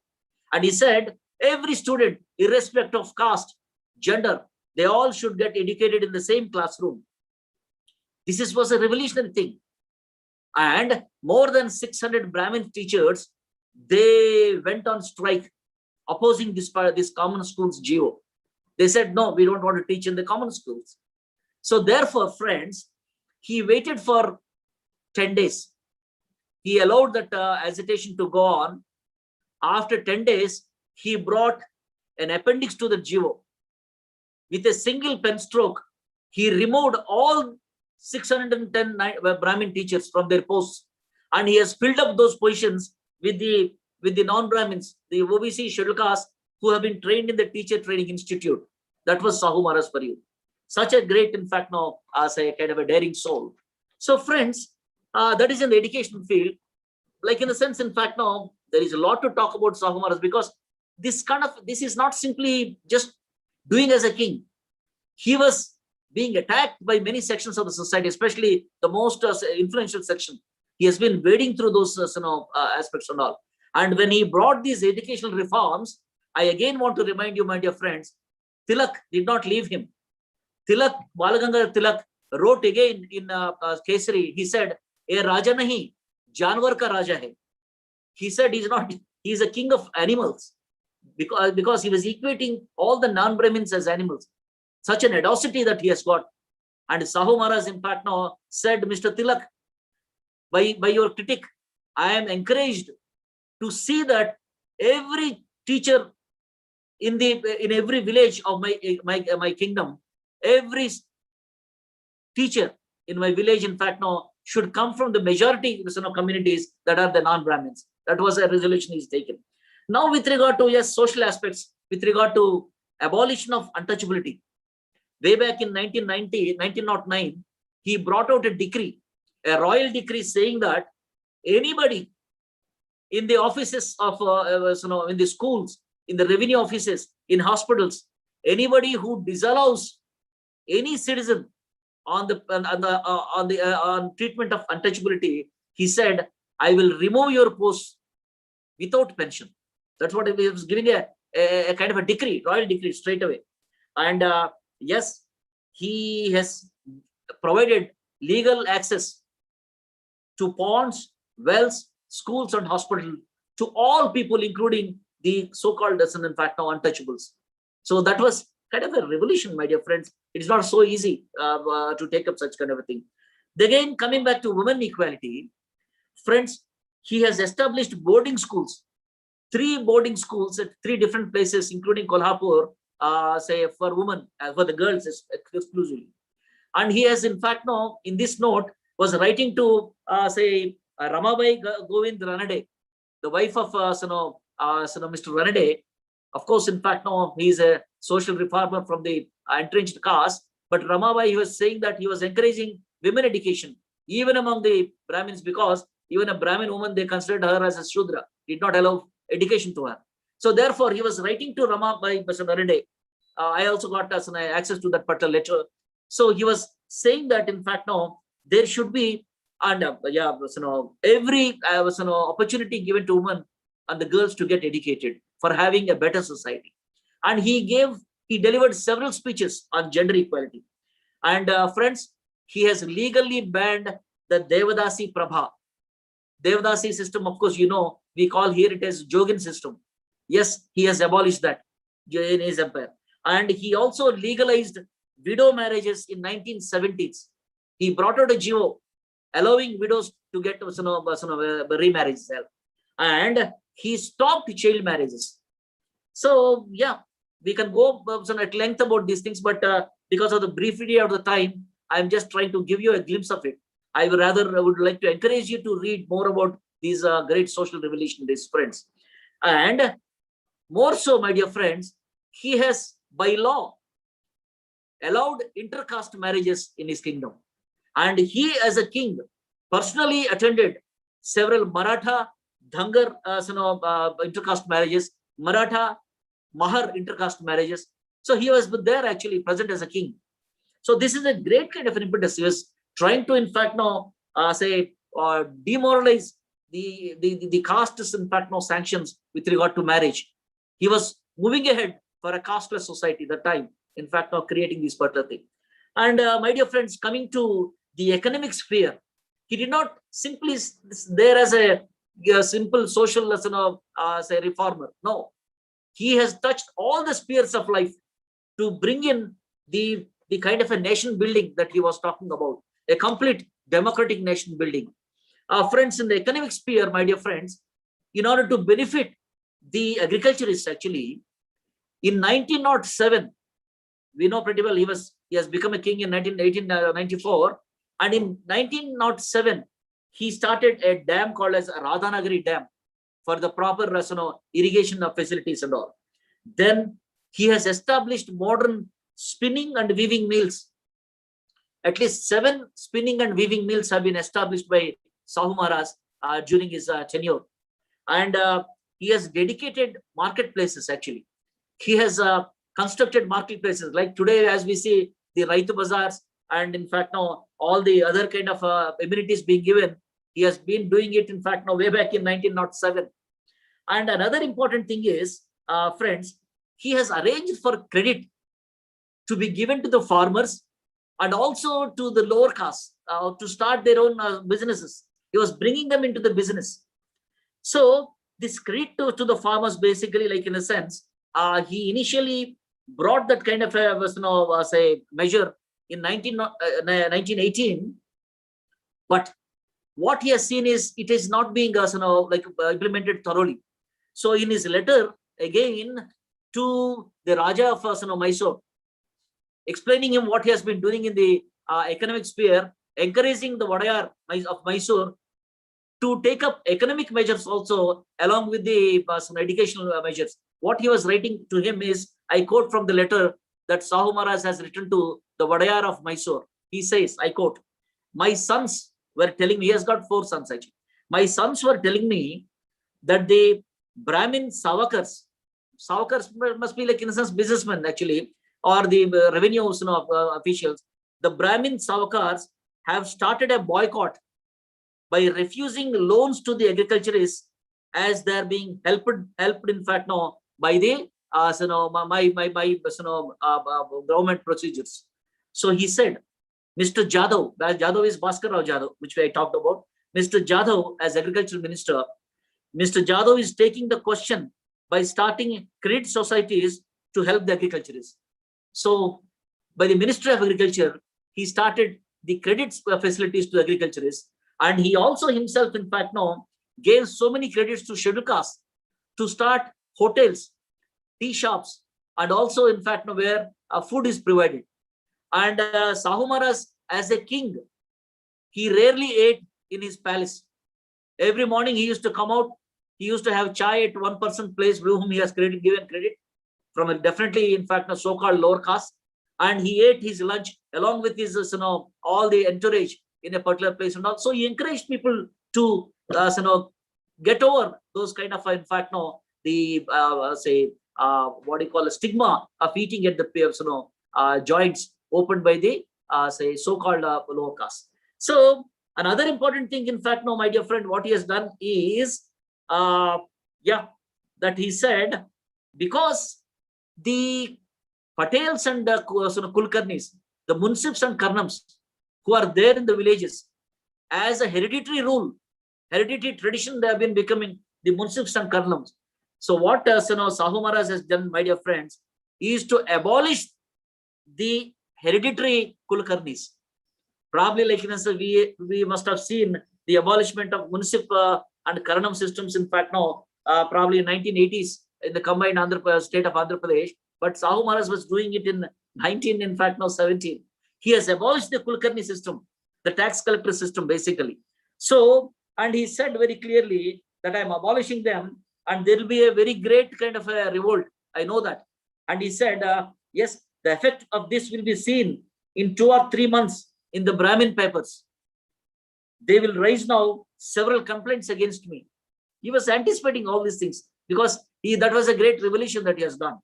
So, my dear friends, with regard to this kind of a, representation of all people in all the offices, he was writing again to Mr. Cadell, who is an administrative officer of the British over these kind of these things. He was writing in this letter in 1919, I quote, Lord Sydenham is very keen on having communal representation in the scheme of reforms. I heard from Dr. Nair, he is Dr. T.M. Nair, like in a sense, as educational secretary with Maharaja of Mysore, actually. I heard from Dr. Nair that Lord Curzon and Lord Lansdowne also share his views. Dr. Nair is coming on his way back to Belgaum and Dharwar to canvass for communal representation as desired actually. He will also come to Kolhapur and we will have a combined effort, unquote. So this is exactly what he was talking about. Communal representation in all the bureaucracy and abolishment of these hereditary positions of Kulkarnis was again a great revolution. He was coordinating, my dear friends, not just with the people of Kolhapur, with Mysore, people of Travancore, people of Madras, that is by Raja of Panagal actually. He was coordinating with them, and then with Baroda, with Bikaner, and also with the Kanpur. Sees the range of his influence basically, my dear friends. So coming to the political sphere, friends, yes, Sahu Maharaj himself as the king has established an association in 1916. In 1916, he has established an association called as Dakkan Rayat Association. This Dakkan Rayat Association is, the objective is to secure political representation to the non-Brahmins in all spheres. See that?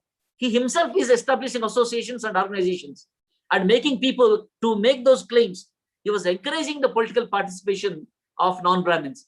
He was asking them to come and take up these positions because in all forms and all walks of life should be open and equitably represented by all sections of the society. So therefore, friends, it is of a great kind of a significance that we see that he was very clearly talking about in another letter in 1918, again to Raja of Panagal. He was writing, I quote, I think that Kulkarni of a village is a man who disapproves communal representation and such other movements by which the Brahmin loses his supremacy. He said, while observing all these things, I have passed today an order that Talati system and Kulkarni system must be abolished. So this is what he was very clearly declaring and writing. So therefore, friends, so he was taking a great and a very heroic revolutionary steps in all spheres. And yes, he came to the very vital aspect, my dear friends, into the religious sphere, where he knew pretty well all this kind of inequality has been attributed to the religion. And he was saying that he has to correct that position. And where he said there must be religious equality. And he was making a comment. If they call all these people as Hindus, and he was saying that the rights of the Brahmins in the same religion and the rights of the non-Brahmins in the same religion must be the same. If that's not there, no, this is an inequality with the religion. And he said, I am not going to approve this. So therefore, he said, I abolish the authority, the traditional authority of the Brahmins only to read the Vedas, teach Vedas. So therefore, he has requested the Arya Samajis to come to Kolhapur, and he has trained many non-Brahmins in the Vedokta Patashalas actually, which is called as Vedokta Patashalas. And yes, thereby he had appointed many non-Brahmins as the temple priests.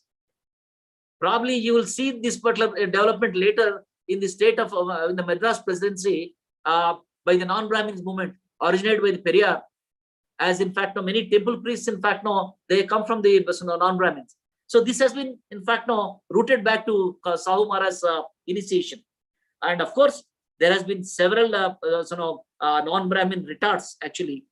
And he wrote about this non-Brahmin retort as the Brahmin retort against him to 3 letters that he wrote to Sayajri Gaikwad and another letter to Raja of Panagal, where I quote, my dear friends, yes, he was writing in 1919, I quote, when the Brahmins saw their fellow religionists were trying to overthrow their despotic yoke, they at once started building their fortresses of defenses.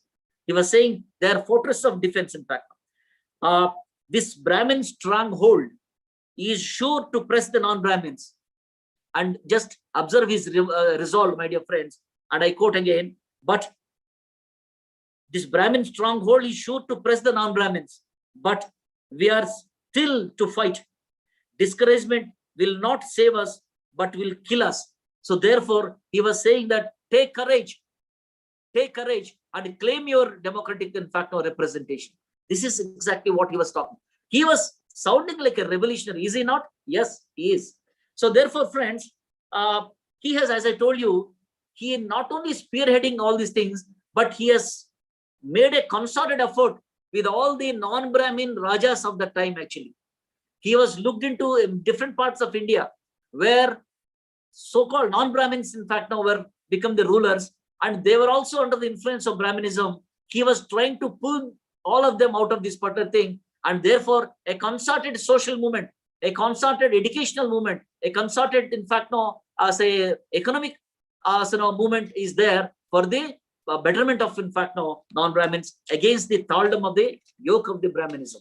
And friends, yeah, like in a sense, I will also bring to another dimension of the Sahu Maharaj is that he is a great patron of culture and sports. Sahu Maharaj, in fact, now he started several music and fine arts institutions, and he was a great connoisseur of this particular thing, and he supported a lot of folk arts, all the arts, and in fact, now song and dance of the people, not the Brahminical, what do you call, in fact, now leisure, kind of acts and sports. He was promoting the folk literature, folk arts and all. So he himself personally was a sportsman. He was a trained wrestler, actually, and he has started many gyms and health clubs in the Kolhapur Samsthan. And it is through these artists, in 1917, an artist called as Dattoba Pawar, who is from a scheduled caste, and his wife, also in fact Mrs. Dattoba Pawar, these two were very great folk artists that time. In Marathi, they have something called as tamashas. Tamasha, in fact, no, it would be compared like a Ogu Katha. Manake Telugulo actually ga Ogu Katha latvi actually. These tamasha artists, actually, these are very famous, great entertainers all through the nights and all. These two people were favored by Sahu Maharaj as a king. And it is Dattoba Pawar who has introduced Dr. Ambedkar to Sahu Maharaj in 1917. It was a kind of a, what do you call, very strange kind of coincidence that Ambedkar was introduced to Sahu Maharaj through the folk artists, actually, that time. There, Dr. Ambedkar was, in fact, running an organization. By 1917, Ambedkar has started Brahishkuta Hitakarani Sabha. So when he was organizing, in fact, at that time, he came in contact with these people, and through these people, he got introduced to Sahu Maharaj, and it was a great friendship of, in fact, revolutionaries, and it has resulted in great revolution, in fact, brought about by these people. So Ambedkar and Sahu, you know pretty well. When Ambedkar met him, Sahu Maharaj in the first instance understood about the brilliance and also, in fact, the clarity of thought among Dr. Ambedkar. And he has immediately started, in fact, supporting and promoting. In 1919, there was, in fact, the depressed classes conference, say in Pune, where Sahu Maharaj was invited as the chief guest in 1919. There, Dr. Ambedkar, there Sahu Maharaj, as the president of that particular function, he has shown Dr. Ambedkar, who is on the dais, along with other senior leaders of Maharashtra. He said, "This is Dr. Ambedkar. I see great future in him, actually. And I want to see that all the people should accept him as the leader of a movement." So that is how he promoted Dr. Ambedkar, in fact, now as a leader of the Asana movement, actually, that time. And we know pretty well, like he has supported Dr. Ambedkar in the establishment of Mook Naik, a newspaper called as Mook Naik, the leader of the dumb masses, actually. And he has also supported financially many of the endeavors of Dr. Ambedkar, several finances and all this thing and all. And he personally helped Dr. Ambedkar in continuing his education at London School of Economics. There was many people, in fact, now the old people that time, I have read from some Marathi references. Sahu Maharaj, in fact, now when Dr. Ambedkar was there in a slum, residing in a slum in Mumbai, near Dadar, Sahu Maharaj came to Bombay. Sahu Maharaj is a very big personality, very hefty personality. He came in his own car, and he got down from the car, because the car would not go to Ambedkar's house in a very small slum in Dadar. He walked to his house, knocked at the door, had tea, in fact, had tea from Ramabai Ambedkar, and then handed over the purse consisting some money for Dr. Ambedkar to continue education in England, actually London. So, but even though Ambedkar was there in London, there was continuous correspondence of letters with Sahu Maharaj. They were there actually for us to verify. So therefore, my dear friends, yes, he has been a royal revolutionary. And one thing, many people maybe you can say that, yes, Sahu Maharaj could do all these things because he himself was the policy maker and he himself was the implementer. Yes, that is a fact. Because being a king, he is the policy maker. He is an awakened king.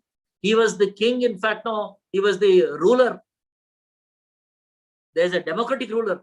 As a person, in fact, no, who wanted to bring in real, say, democratic society, he worked in all spheres, made all the policies, yes, and also, in fact, no, started implementing them with a lot of courage. He was saying that, like, in a sense, that one point, he was saying that, yes, we will never, in fact, no, go behind, because Sahu Maharaj has suffered several insults from the Brahmin press, several insults from other kinds of people and all. He did not lose his kind of a sight of his movement. And I should tell you, my dear friends, 1922, May 6th, Sahu Maharaj died due to poisoning. There was a conspiracy against Sahu Maharaj, and he was killed by poisoning. As a king, I should tell you, my dear friends, the control of these, the firm grip of the Brahminical forces is so great that they have seen great danger in a king called as Sahu Maharaj. They do not want him to continue. So Dr. Ambedkar was crestfallen when he heard about the news of the death of Sahu Maharaj. He was there in, in England that time, London School of Economics. And Ambedkar said, this is a great, in fact, despair. It is a great tragedy for the non-Brahmin movement of India to liberate itself and become democratic. So therefore, friends, yes, Sahu Maharaj has proven with his life that if we can make up our policies and if we are at the helm of affairs of implementing them, yes, we can bring this particular society as a democratic and humane society.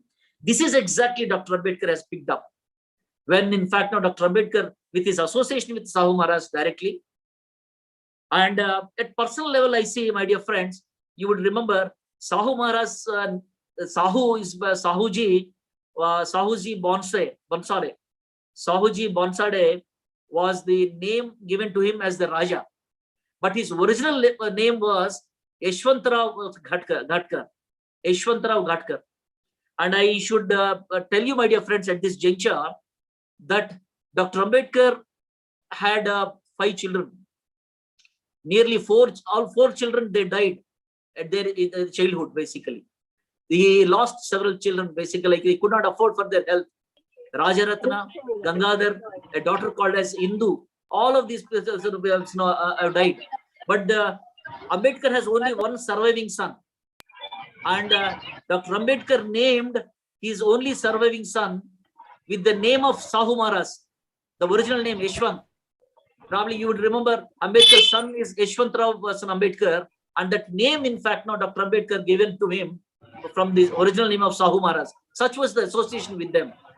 Friends, I should again, in fact, tell you that the message that Sahu Maharaj was giving us is, with proper representation, we have to get into the positions of power. We should get into, in fact, the policy making, and then see that it is implemented. This is exactly what Dr. Ambedkar also. We want to have representation, basically, and this democratic representation is, say, like in a sense, stretched upon. And yes, my dear friends, concluding, I would rather say, sorry, organizers, please, in fact, now unmute those people who are talking. Yeah, thank you.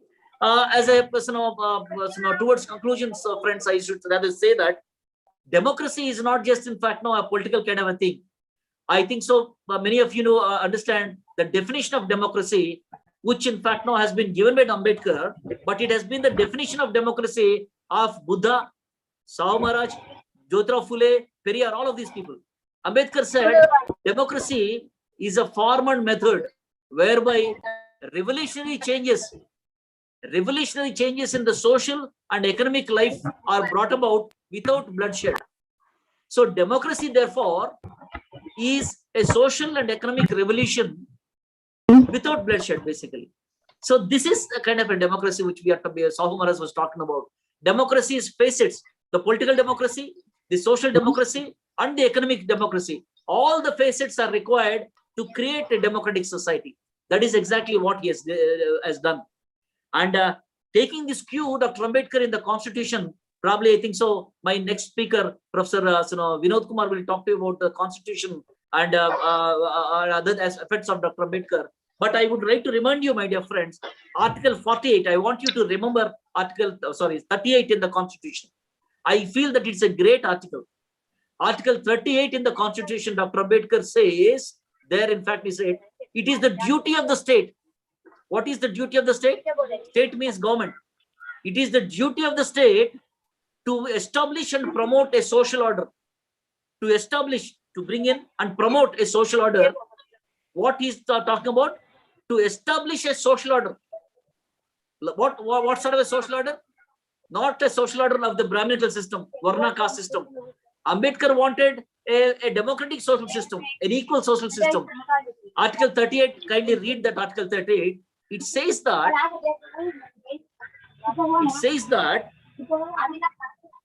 it is the duty of the state to establish and promote a social order whereby liberty, equality, fraternity is informed to all the citizens of this country. This is the article in the Constitution which is very, very powerful, that it makes the governments responsible to establish equal social system. Of course, we never bothered about it and we never demanded for that kind of an implementation. But we need to understand about that. That's the reason why Dr. Ambedkar says, in fact, now we need to, it's not just enough to have a democracy as a structure. We will have to defend that democracy. Otherwise, he said, we'll be doomed to Manusmriti once again. This is exactly what happened, basically, friends. After Sahu Maharaj, his killing, after Sahu Maharaj, in fact, now was no more, things, in fact, now in Kolhapur slowly started getting back to the Brahminical domination, because the successors, in fact, now did not find it responsible, did not feel it responsible to defend democracy. So that's why it went backwards, actually. So therefore, my dear friends, on this 147th, birthday of Sahu Maharaj, we need to celebrate their lives. We need to understand their social revolution, and we need to understand their national mission. Actually, he is, as he said very clearly, his was basically a nation building program. We need to understand the elements of this nation building, and we have to start implementing them even here. Today, basically, as of course, as Professor Rameshwar said, we have only a kind of a a decorative democracy. We are very fast moving towards, in fact, despotism. This is a warning Dr. Ambedkar in 1945 he gave. I want to end with this particular quote. Dr. Ambedkar said, he was talking about different kinds of aspects of democracy, even before he becoming the member of the Constituent Assembly for the drafting of the Constitution. In 1945, Dr. Ambedkar was giving a lecture at Mumbai. The topic of the lecture was, is majority right in democracy? I would like to call of attention, my dear friends. Ambedkar's topic was, is majority right in democracy? Generally, we know pretty well, in democracy, it is always the majority that works. But Dr. Ambedkar was questioning that, is majority right in democracy? And his argument was, not always. It is not always the majority option. Why? Because he said, if it is a democracy and elections, even Hitler conducted elections actually. So therefore, democracy shall not be reduced only to elections. Democracy, in fact, now must be brought to social and economic levels. That's why he said social and economic democracy are the tissue and fiber of political democracy, without which any kind of a governance shall not prevail. So therefore, in that particular talk, Dr. Ambedkar says in India, there are two types of democracies. One is a political democracy, political majority, I'm sorry. Two types of majorities. One would be a political majority, another would be a communal majority based on religion. Comparing between these two, he said a political majority is preferred. Why? Because we can change that political majority after every election, depending on the will and wish of the people. But a communal majority is a permanent majority. You can't change it. I'm quoting, in fact, Ambedkar from, you can see the reference in volume 17, part 2, page 437. You can refer to that.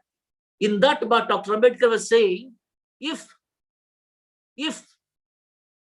a political majority joins hands with a communal majority, if a political majority joins hands with a religious majority, this is what he's saying, just like what we have today in India. If a political majority joins hands with a communal majority, Ambedkar said, it will lead to a fascist state. I am underlying, Ambedkar said, it will lead to a fascist state.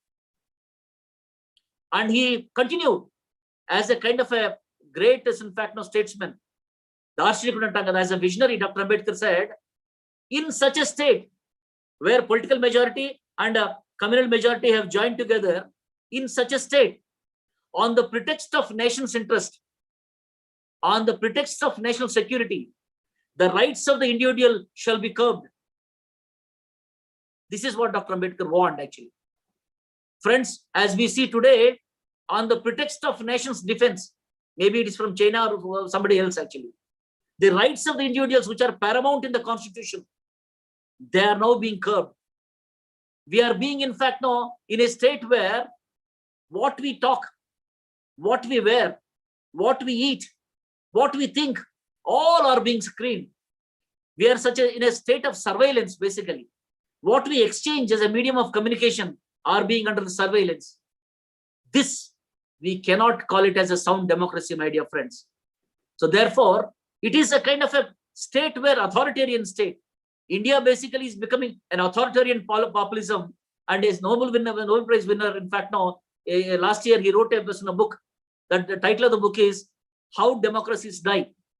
He was talking about elected despots in the present circumstances and how authoritarian democracies are on the rise. So therefore, my dear friends, in this present context, when things are not so, in fact, now fertile for democracy, as Sahu Maharaj and Dr. Ambedkar has very clearly shown us, India has two enemies, Brahminism and capitalism. These two, in fact, now are plaguing India today. On the 146th, 7th, in fact, now birthday celebration of Sahu Maharaj, we cherish their ideals, we salute them, we celebrate them, and we will dedicate ourselves to, in fact, now implement their ideals for a establishment of a sound democracy in this country for our generations and the future generations to come as a part of democratic nation building.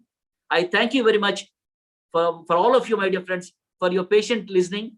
And I thank immensely the organizers, and especially Professor Samaya and the University of Kakatiya University, Warangal, for giving me this opportunity. Thank you very much. Sir, thank you, sir.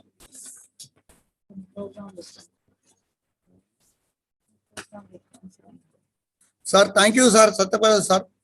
We express our sincere thanks and deep sense of gratitude to Professor P.D. Satyapal, sir, for giving time and delivering a wonderful lecture on evolution of social welfare in India, a contribution of Chhatrapati Sahu Maharaj.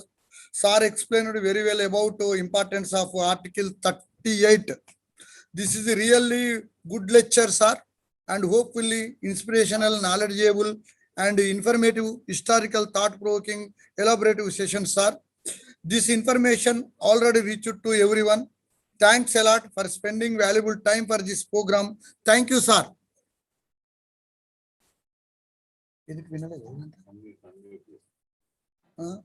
So thank you very much, and then I leave. Thank you so much. Yeah.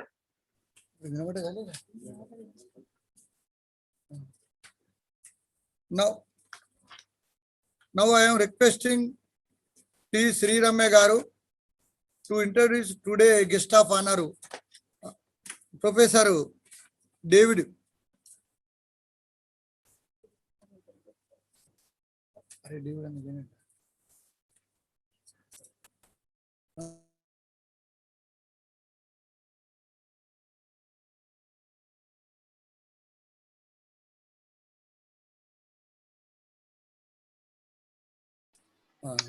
Thank you, sir, for giving me the opportunity of introducing. Sri Ramya, please wait. Sri Ramya. Sir. So introduce. Now I am requesting T. Sri Ramya Garu to introduce today second keynote speaker, Professor Gali Vinod Kumar, Professor of Law, Usmania University, Hyderabad, Telangana.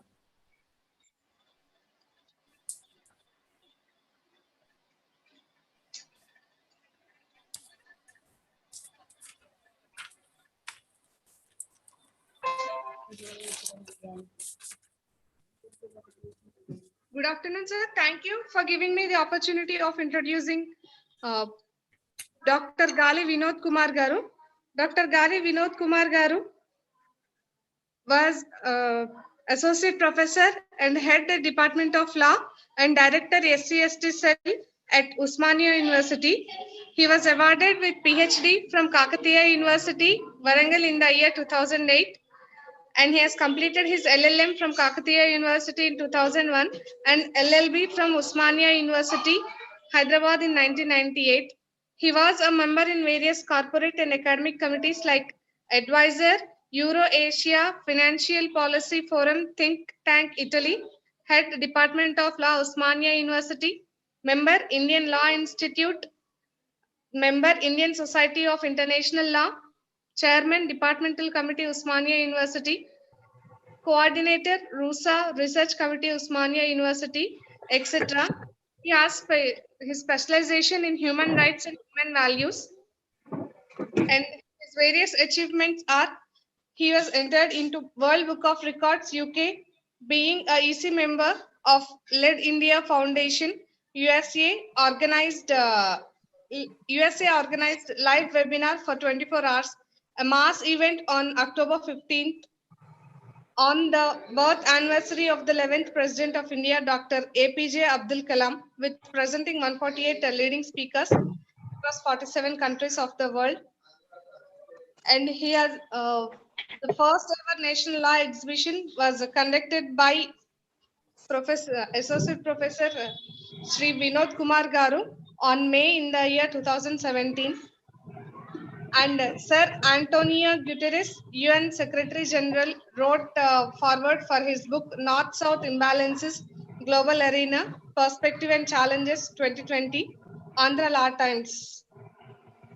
And various national and international awards are Asia Pacific Excellence Lifetime Achievement Award in Education 2021 by Commonwealth Occasion University, Kingdom of Tango, Asia Pacific Chamber of Commerce and Belgrave Educational Private Limited, Maharashtra, Ugadi International Kirti Ratna Award 2018 by Federation of International Cultural Association at Malaysia, and national awards like Best People's Teacher Award 2020 by Mahatma Phule and Dr. B.R. Ambedkar Study Center, Chennai, Best Citizen of Indian Award 2011 by Indian Society, Chennai, Indian Society, New Delhi, Rashtriya Ratna Shiromani Award 2003 by Modern Indian Interaction Society, New Delhi, Dr. B.R. Ambedkar National Fellowship Award in the year 2001 by Bharatiya Dalit Sahitya Academy, New Delhi, and the state award was Dalit Ratna Award 2009 on behalf of State Government of Andhra Pradesh by Ambedkar Birthday Celebration Committee, Hyderabad. He has a teaching experience, like he has worked as Associate Professor at University College of Law, Usmania University from 2004 to 2007, and as Assistant Professor at PGCL, Usmania University, Hyderabad from 2007 to 2017. And presently, Sir is working as Associate Professor at UCL, Usmania University from 2018 to till date. He has participated and submitted various research articles at two different world conferences conducted at New York and Durban City in South Africa. He also participated in various international conferences, and Sir has attended various research seminars and workshops and edited many books. He also presented various research articles from 2017 to till date, from 2010 to till date. He was a research supervisor for Fulbright Scholar in USA and research supervisor for foreign scholar, and he also a PhD supervisor for Indian scholars and foreign scholars. Many students were awarded with PhDs under the guidance of Gali Vinod Kumar Garu. And during the corona pandemic, he has conducted various international and national webinars through online. Thank you. As academic social responsibility, Sir has registered Navabharat Nirman Charitable Trust in 2014 and established Hyderabad Wall of Kindness Centers in Hyderabad and freely served essential commodities to the needy people in 9 bastis of Usmania University and other slums of Hyderabad during the lockdown scenario due to COVID-19 pandemic. He also participated in Telangana movement and contributed intellectual thought for the formation of Telangana as a chairman Samajika Telangana JAC from 2009 to 2014. And now Sir is participating in Southern India self-respect movement and Global South countries issues and challenges as chairman of Global South Forum. Thank you, sir, for giving me the opportunity of introducing Dr. Gali Vinod Kumar Garu to the session. May I now request Vinod Kumar Garu to deliver his valuable views on this occasion. Thank you, sir. Thank you for a nice introduction, Amma. This is a, there is a lengthy of, biodata is there. It is a very precise biodata I have sent. Thank you so much, Ramya. I think your good name is Ramya, Amma? Yes, sir. Yeah. Thank you so much for nice introduction. So welcome, friends. Today we'll discuss the welfare state. So what is the welfare state and the Ambedkar's perspective of welfare state? In the contribution of his role is as a constitutional framework. Ambedkar, you know very well about the Ambedkar's philosophy, Ambedkar thoughts and its contribution. Most of the people know about Ambedkar's contribution towards the emancipation of Indian society, particularly Bahujan Samaj, SC, ST, OBC and minorities. Why Ambedkar wanted to become a Constituent Assembly member? Because if you see the Ambedkar's life history, you believe or not, the world intellectual Dr. B.R. Ambedkar suffered a lot, not only economically, socially, psychologically, financially, whatnot. How a Ambedkar, a common man, Ambedkar like an untouchable community, Mahar community, personality has become a world intellectual by bearing of the various obstacles since long back till the date the Indian society is facing, particularly the untouchables are facing the untouchability. But you believe or not, he won all the obstacles and became a world intellectual. Why? Particularly, if you see the model state of Baba Saheb Ambedkar, only 25% of ideas we can find it in the Constitution of India. 75% of his ideas are rejected by the Constituent Assembly. Because the Constituent Assembly members don't want to liberate India. The rulers of this country don't want to liberate just India, justified India. They want status quo India. They wanted Manodharma India. They want a patriarchal society. They want, customary practices of untouchability and caste system, caste discrimination. They don't want to liberate India. by implementation of the constitutional principles or the proposals made by the Dr. Babasaheb Ambedkar, particularly state socialism. State socialism is one of the basic fundamental document of Babasaheb Ambedkar to liberate India, but that was not incorporated. We will discuss why state socialism is required in the present scenario. What Ambedkar proposed. Ambedkar not only proposed reservations, Ambedkar's contribution, he wanted liberated India, because if you see Ambedkar studies in Columbia, in London School of Economics, Babasaheb Ambedkar got a double doctorate degree from foreign, reputed, world reputed, renowned institutions. Nobody has break down this history till the date. No Indian scholar. That is the greatness of Babasaheb Ambedkar. Babasaheb Ambedkar, why he wanted to be a member in the Constituent Assembly? Constituent Assembly is a powerful house to write the Indian Constitution. The ideas to frame the Indian Constitution by taking the ideas and the dreams of the freedom fighters. Ambedkar, a single word I want to tell you, Ambedkar and his constitutionalism is different from Indian Constitution. Ambedkar perspective of Indian Constitution is different. Indian Constitution is different. So that's what I want to tell you. Even the father of Indian Constitution, being Ambedkar, is the father of Constitution, but his ideas, entire ideas, are not incorporated in the Ambedkar's. What Ambedkar, wrote Indian Constitution. I wrote a book, the Dr. B.R. Ambedkar and Constitutionalism. This was, published in the 2018. What constitutionalism of Babasaheb Ambedkar? Actually, what exactly he wanted to liberate? Most of the people are thinking that Ambedkar contribution towards only the reservations. That is not correct. Being a world intellectual, Babasaheb Ambedkar is not only restricted for reservations. Reservations meant for representations. Reservations meant for representations in education, in employment, in politics,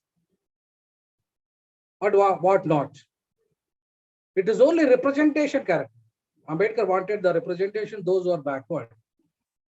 Those who are not represented, even including upper caste poor also, they want to represent, they want to get their share. Getting up their share in independent India. Everybody, every community, beyond their caste, creed, race, and religion, they should get their share. They should equally treated. They should get equal opportunity, equal employment, equal status, equal dignity. That is the essence of Babasaheb Ambedkarism, or constitutionalism of Babasaheb Ambedkar. Babasaheb Ambedkar's ideas of contribution of a welfare state or model state, you can find out in the preamble itself. The preamble, if you see the preamble of Indian Constitution, we the people of India solemnly resolving that. We, what do you mean by the we? What do you mean by the we? We means only one community should rule this India. We means one race or one religion or one community or one language and one region should lead this India. Or we means only one community can, having, ruling power, or some sections of the society must become very rich, some not. Some is equal, treated more, some is less, some is high, some is low. What do you mean by the we?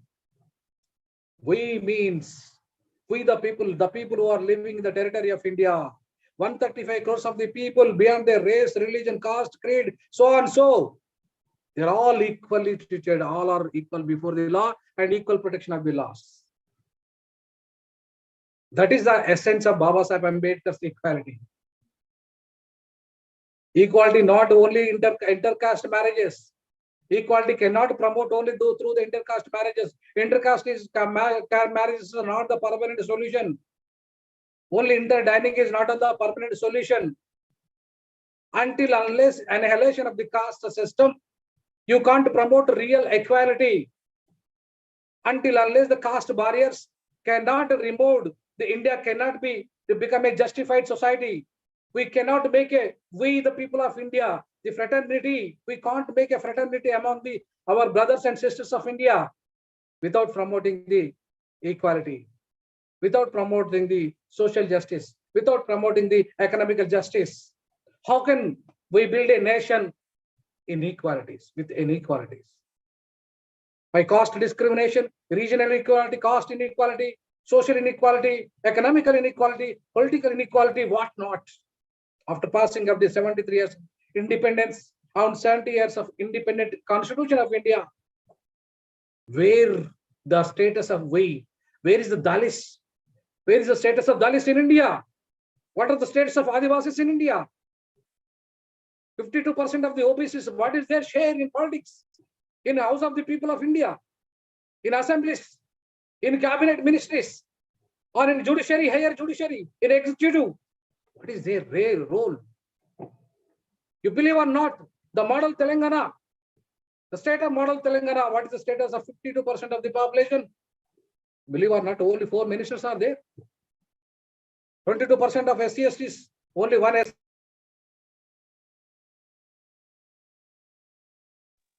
Representative.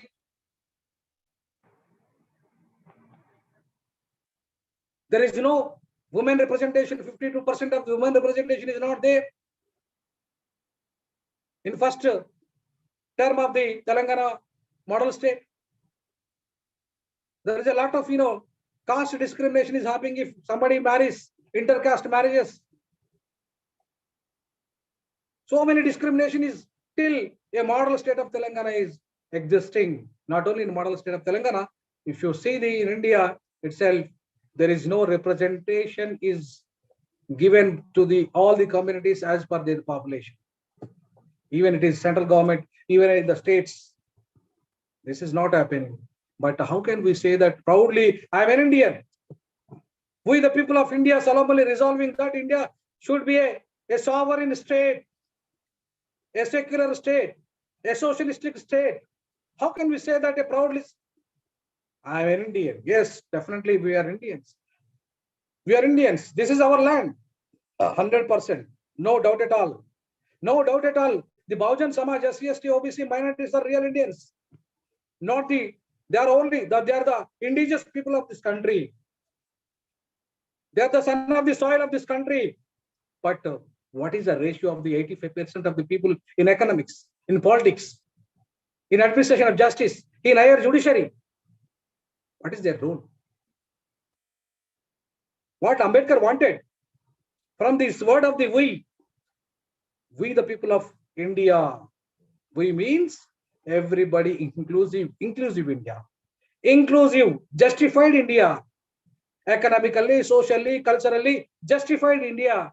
We the people of India, solemn only resolving, not only the upper caste people are resolving this, not only upper caste citizens are resolving, or upper caste political parties are resolving, or upper caste rulers are resolving. We the people of the India. So how many politicians are understanding the concept of we? I don't know, but there is a wide definition or wide concept is there beyond the we. So that is the reason, my friends, understanding of the Indian Constitution is nothing but it is not a merely legal document. It is not a merely law.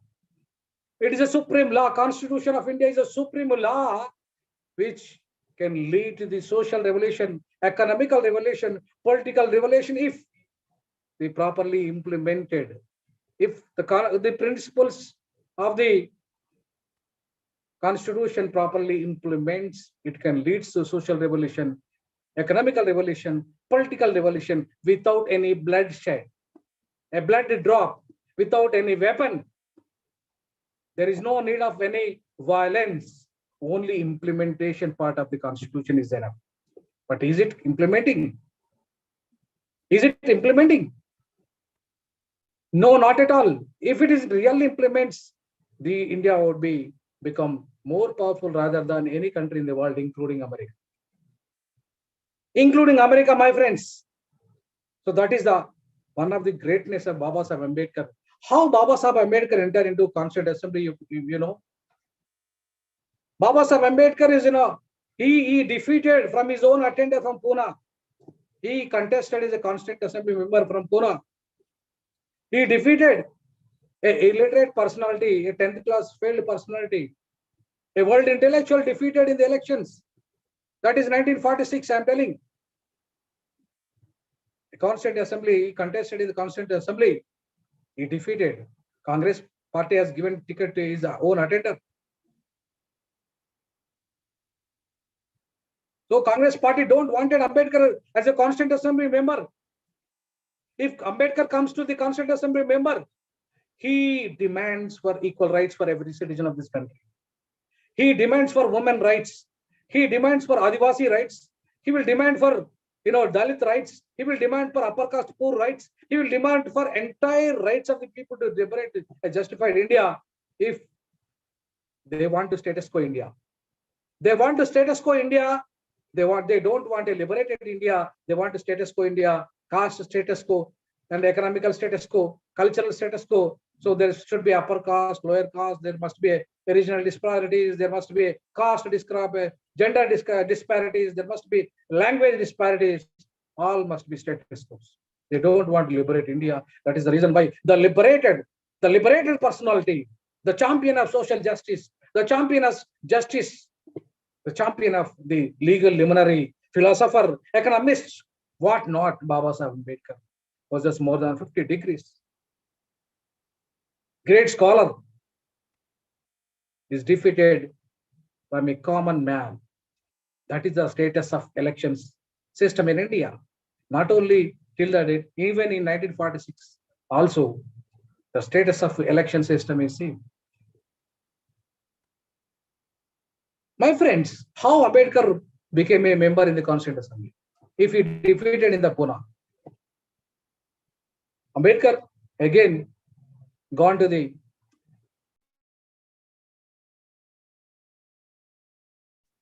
how Ambedkar. 1 minute, please. 1 minute.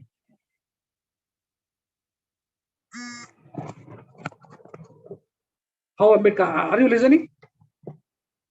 Hello. Sir, okay. Yeah. So I'm using my cell phone because of my computer has generated to one of my poor student. So that is the reason why I'm using my cell phone. Frequently phones are coming. So friends, so I want to tell you that where is the Ambedkar's concept of the we? Ambedkar's perspective of we. Ambedkar defeated in Pune and he invited by the Namashudra community, Jogendranath Mandal. Jogendranath Mandal is a leader from the Namashudra community. Those are known as untouchables. Now it is Bangladesh, the place where Ambedkar got elected. That is called as a Kulna place where it is at the time that is united in India. Now it was divided into Bangladesh. The Kulna place where Ambedkar won as a Constituent Assembly member invited by the Jogendranath Mandal. But Congress don't want to Ambedkar into a Constituent Assembly member. What Congress has to do? Again, Congress made a plan, conspiracy, that is India Independent Act 1947. India Independent Act 1947 divided two domains. One is Pakistan and one is India.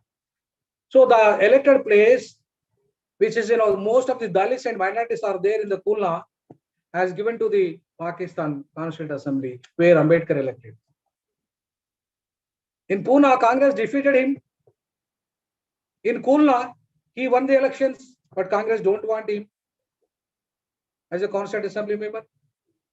Again, they made conspiracy by dividing two domains of the India and Pakistan.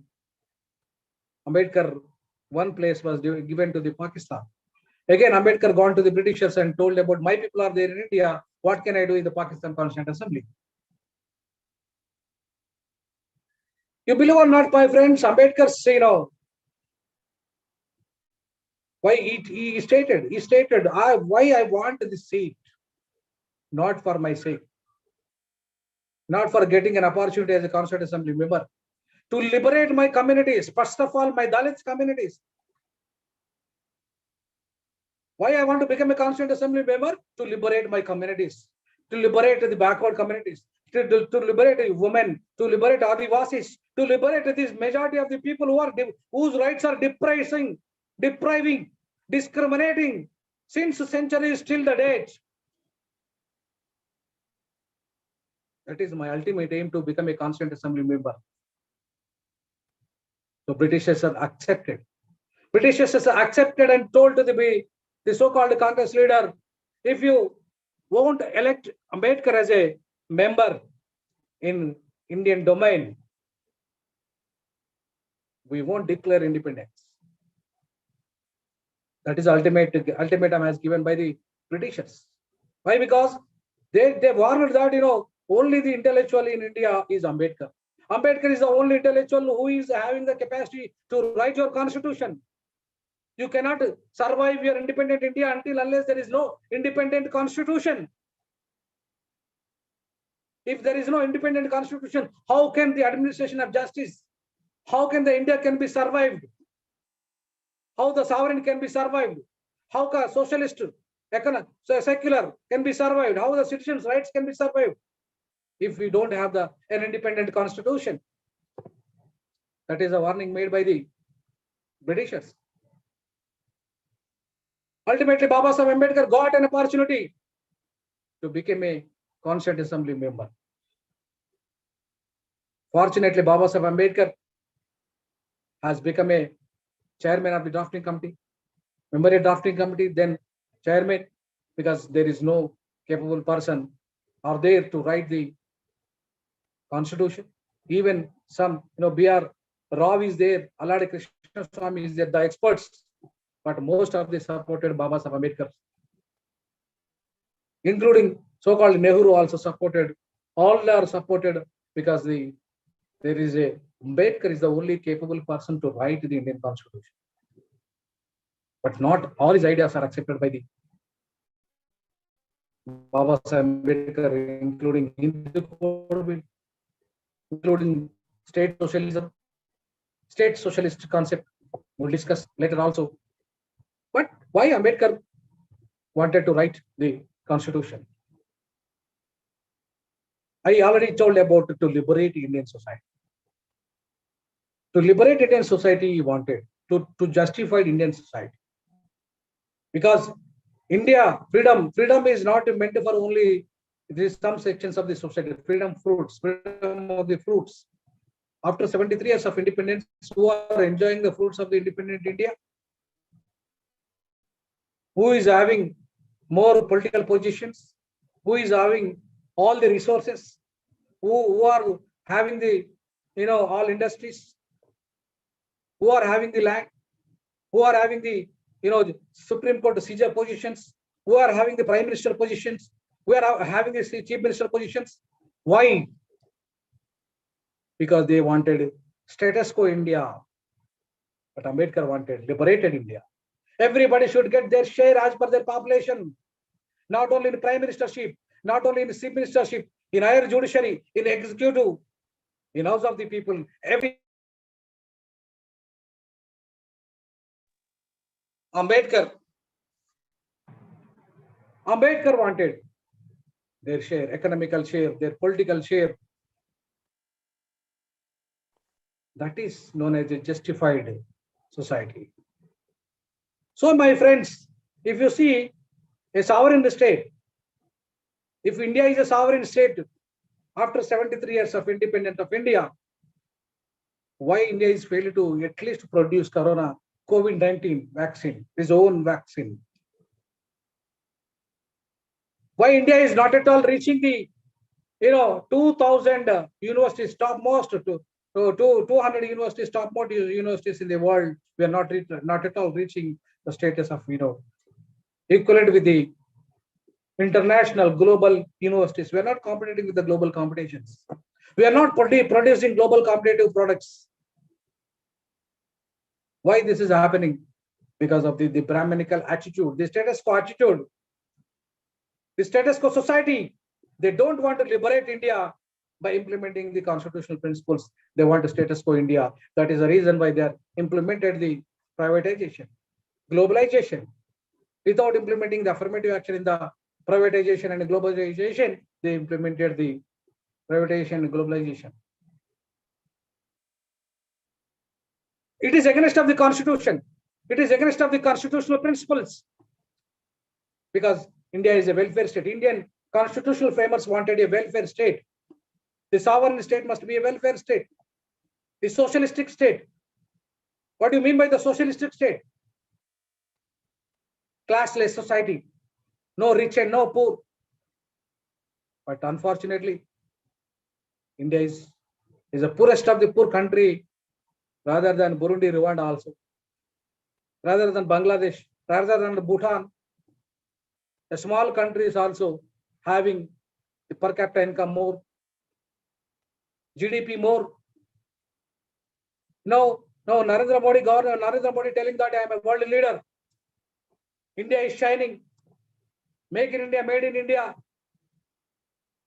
These are the only namesake slogans. They're not at all implementing the constitutional principles, fundamentals of the constitution, the socialistic idea of the state.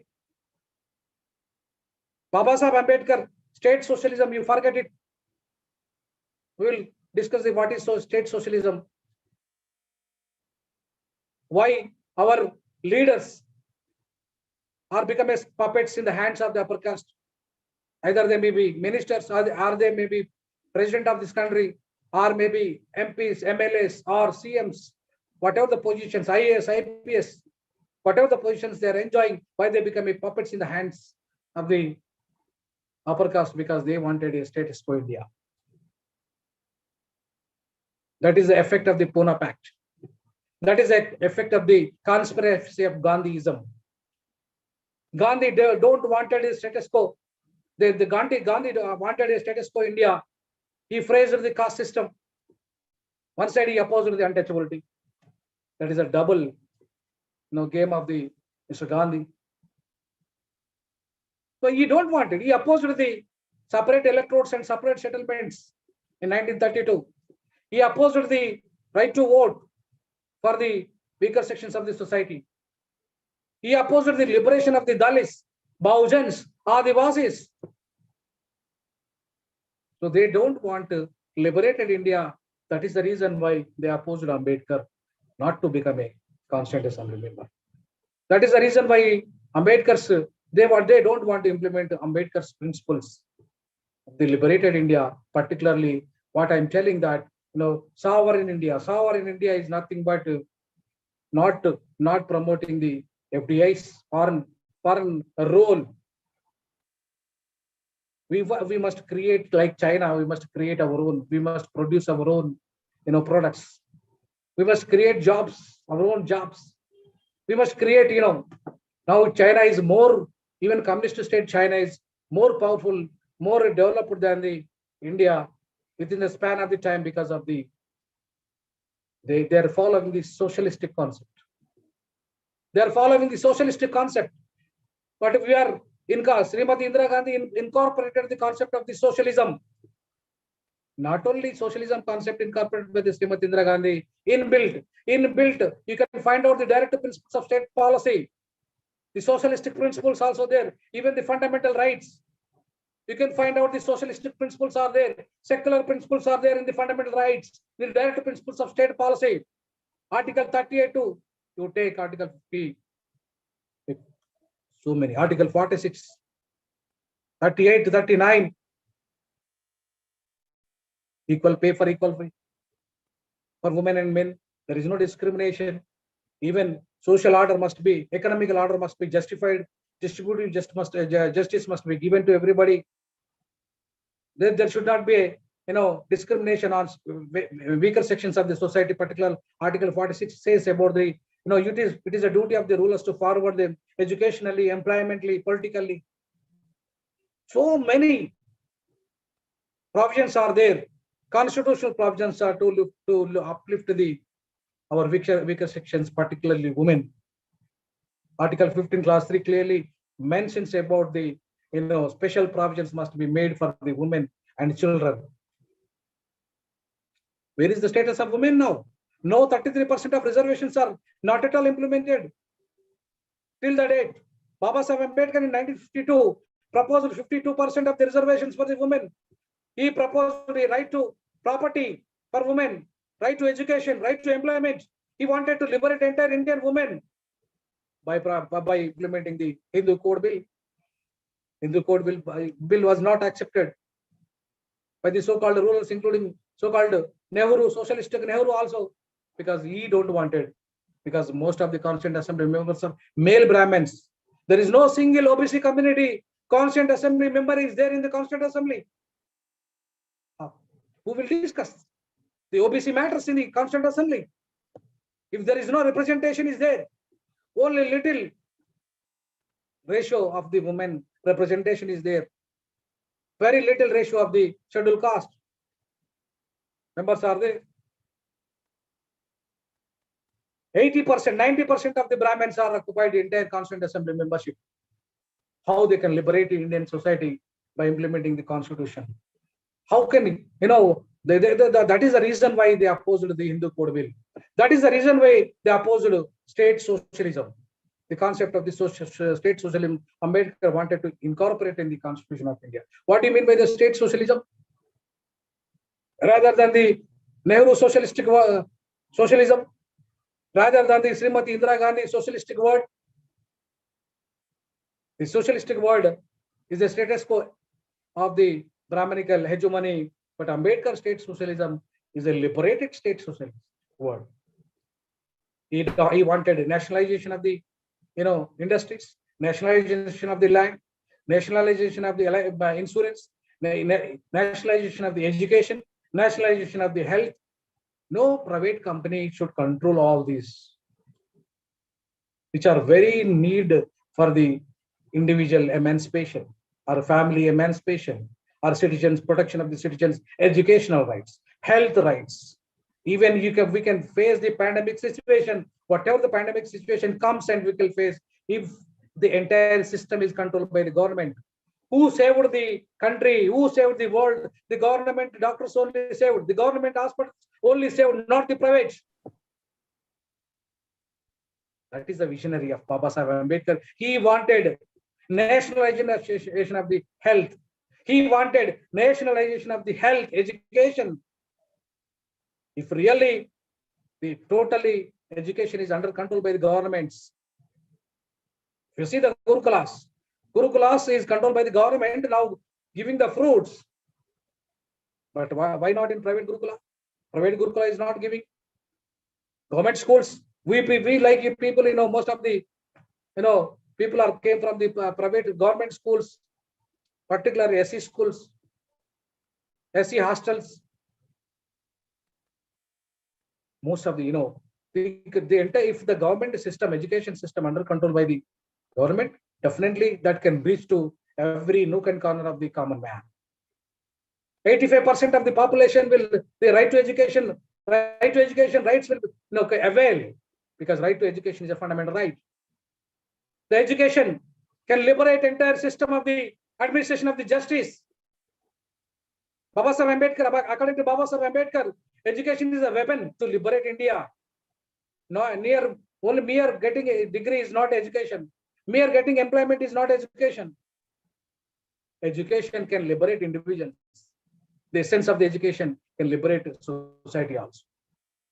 That is the ultimate aim of the education. Right to education is violating. Privatized entire higher education system is violating. Higher education, school education system is violating. Or totally it is privatizing, corporatizing, because of the new education policy has come. New education policy is not opposing the privatization and globalization in education system. New education policy also wanted to dominate the Hindutva forces, their ideology, their language, and so on. So Ambedkar wanted a liberated India rather than a India with status quo. That is the reason why he made constitution. He wrote constitution. He wanted to write constitution to liberate India. To liberate India with economical barriers, social barriers, political barriers, gender barriers, what not. That is the reason why Ambedkar, we the people of India, solemnly resolving that India should be a sovereign country. It is a secular country, a socialist country. Must be. But is it really a sovereign country now? Is it really a socialistic country now? Is it really a secular country now? If it is a secular country, why one religion should be dominant? Constitution is not at all recognizing any religion as an official religion. Any religion as an official religion. But why some people are telling that, only Hinduism is one of the national religion, or we can dominate this nation. Is it constitution permitting? Whether you can put it as a Hindu religion, as a national religion, officially, that maybe happens, my friends, that maybe happens in coming days. The Hindutva forces came into capture the central government. Now they made it their own slogans: one nation theory, one language theory, one region dominance theory, one GST, one CLAT, one NEET. It is against of the fundamental principles of Indian Constitution, my friends. It is against of the secularism. It is against of the pluralism. It is against of the liberty, equality, fraternity, and justice, my friends. So that is the reason why the noble principles of liberty, equality, fraternity, and justice, Ambedkar incorporated in the Constitution of India. He wanted a liberated India. He wanted socially liberated, economically liberated, politically liberated India. He wanted the freedom for not only for majority community, all minority communities also should be freedom. They have their own expression, right to express their views. What happening in North India, particularly, I'm telling my friends, even food rights are violating. If somebody will eat beef, they are killing. If somebody says Muslims are not saying Jai Sri Ram, they are killing. Is it secularism? Can we define? Can secularism define like this? So Ambedkar don't want these type of status quo or religious dominated India. Ambedkar wanted a liberated secular India, a plural India. Everybody should equally, religion equally treated. Caste communities are equally treated for every region, religion, language. That is the ultimate aim of the welfare state of Ambedkarism. So my friends, if you see in the preamble itself, yes, again we are solemnly resolving that not only sovereign state, secular state, and socialistic state. Socialistic state, my friends, how can we implement the concept of the socialism if everything is privatized, even including defense of India also privatized? There is no reservations at all in the privatization. There is no representation of the downtrodden communities in the privatization. What is the meaning of the socialistic state or socialistic country? There is no meaning at all. It is anti-nationalism. Corporation is anti-national. Privatization is anti-national. Casteism is anti-national. Discrimination is anti-national. Communalism is anti-national. So ultimately, these concepts are anti-constitutional. My friends, if you again come to the second stanza of the preamble itself, we are also resolving justice. Justice, what do you mean by the justice? Because we have so many provisions regarding the justice. Women justice, Adivasi justice, tribal justice, OBC community justice, Even now, upper caste, poor justice. Even all religions, justice, regional justice, caste, creed, race, religion, everybody should be justified. What do you mean by that? What do you mean by the justice? Particularly, I'm telling you about the justice. As per John Rawls' theory, as per Professor Amartya Sen theory, justice, the ultimate aim of the justice is nothing but to forward the backwards. The ultimate theory of the justice is to promote the concept of the equality. The ultimate aim of the justice is to liberate the communities. That is the ultimate aim of the justice. So what is the social positions, political positions of these communities? Is it really Telangana state is a justified society? Our namesake Jagan Mohan Reddy is giving namesakely deputy CMs, but there is no liberty for them. There is no power for them. Even KCR is not at all giving to anybody a power. Only his family is ruling the entire Telangana state. Even if you go for central government, Narendra Modi, only single person is ruling. Ambedkar don't wanted that. Ambedkar wanted a democratic state. A democratic state. Democracy, what do you mean by the democracy? Democracy should be based on the liberty, equality, fraternity, and justice. If there is no liberty in democracy, if there is no justice in democracy, if there is no fraternity in democracy, justice in democracy, what do you mean by the democracy? Democracy is the people, for the people, and by the people. If this democracy has become some sections of the society, casteocracy, some caste people are only eligible for becoming prime minister, CMs. Some sections of the society only judges, they will become the chief justice or higher judiciary. Or some sections of the society is ruling the states. Is it democracy or casteocracy? If it is a really true democracy, everybody should get ratio as per population. They should get ratio in the democracy. Mere political democracy is not a democracy. Mere getting a voting right is not a democracy. Even we have one man, one vote, one value. Baba Sahib Ambedkar clearly given this concept of political democracy. Yes, okay. We are all equally getting voting rights because of Baba Sahib Ambedkar sacrifice. He fight for the Britishers and got the franchise rights, including women. Most of the, including America, also doesn't, at the time of freedom, women not at all got the voting rights. Most of the black countries or African countries, most of the Arab countries, till the date, no woman, even women does not got any political rights, till the date voting rights. But fortunately, Baba Sahib Ambedkar has given voting rights for us, political democracy in the name of political democracy.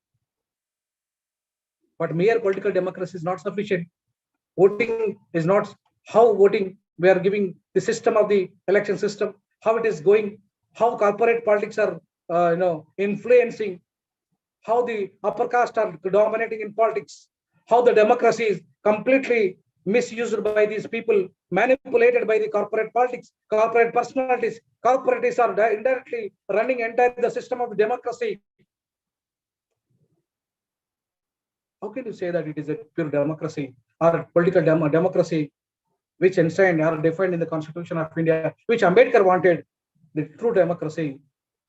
Mere political democracy is not sufficient as per Ambedkar. If there is no social democracy, what economical democracy? So what do you mean by the political democracy? So political democracy cannot liberate entire system. Or political democracy which can capture the power only for the some sections of the society or some regions, some religions. Can it call as a true democracy? As Ambedkar wanted, as the freedom fighters wanted. as freedom fighters are aspired or framed their goals. My friends, this is not a true democracy as defined in the Constitution of India. As Baba Sahib Ambedkar wanted, a true democracy must be based on the 4 pillars of democratic values, liberty. If there is no liberty, if you are questioning something, they are putting in the jails. If some wrongs are committed by the state, you are questioning, they are putting in the jails. Is it liberty? Is it freedom? A true freedom? If you are writing something, expressing something as per the Article 19, they are putting in the jails without any trials, years together. If you are expressing your views, that is not against of the nation. You are not demolishing a nation. It is not a sedition. Expressing your views is not a sedition. Ambedkar he don't wanted to use the sedition laws. Sedition laws are not required. Even the Britishers are abolished the sedition laws. But why still it is India is continuing this UPA sedition laws, which is anti-constitutional, which is against of the Constitution, because Constitution has given liberty to express your views, fundamental freedoms to express your views and write your views. Even we have the limitations, but constructive criticism is accepted by the Constitution of India. Constructive criticism is accepted by the Baba Sahib Ambedkar. Fundamental freedoms. But my friends, what is happening in India after passing of the 73 years of independence of India? Can you say a Dalit, so many Dalits or Dalit women, not only Dalits, even women describe 50% of the women is not at all getting their political share, 12%, their ratio in the only 12%. Every 2 seconds, woman is raping in India. Every 2 seconds. Every half an hour, woman is committed by the rapes. Every half an hour. There is a Dalits. Every 1 hour, Dalit house is looting. Killing, Dalits are killing by the so-called civilized society. Malnutrition, Adivasi malnutrition, 92% malnutrition, Adivasi women suffering. 67% of the education, illiterates are there in a scheduled caste. 87% in the Adivasi communities. 25% only the land is there in the hands of the 85% of the people. 15% of the people got 85% of the land. Industries, political power, cinema, contracts, corporate hospitals, corporate colleges, corporate universities. Only 15% of the people, they occupied the entire system of the benefits in the name of the freedom, in the name of the democracy. Is it true democracy? Baba Sahib Ambedkar wanted a model state, welfare state. Is it a democratic state? No, not at all, my friends. So that is the reason why, my friends, understanding of Baba Sahib Ambedkar's thoughts of Constitution, very 25% of his ideas are incorporated, 75% are ignored by the Constituent Assembly members because they don't want India must be a liberated India. They wanted a status quo India. You have so many provisions. 340 article, even OBC's representation. But what is the representation of OBC's 52% of the population? Now what is the ratio? In Telangana, model Telangana state, what is the ratio? Only 26 MLAs are there. Their population is 50%. Only 4 ministers are there. KCR family, from family only, including the CM, 6 important positions captured by the half% of the population, 52% of the population got only 4 important positions. That is a social justice. That is a political justice model Telangana. Even you can take the central statistics also. It is a replica of the Telangana model state. So it is a social justice or political justice. Is it a economical justice? If 2% of the population got entire resources, if only 56 families are controlling the entire economical system of India, if only Adani, Ambani families can control Indian economy, its fruits, what is the role of the 90% of the population in India? Is it permitted by the Constitution of India to privatize entire system of the economics, industries, education, health, what not, including defense? Indian defense also privatized. So that is the reason by understanding of the Baba Saheb perspectives of Indian Constitution, particularly Indian state. They want a Hindu state. They want to promote a Hindu state rather than a secular state. Even in coming days, my friends, maybe after the Jamili elections, with BJP can change the constitution according to my expectations.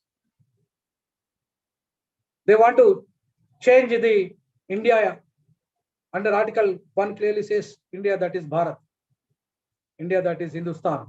They will change the name also.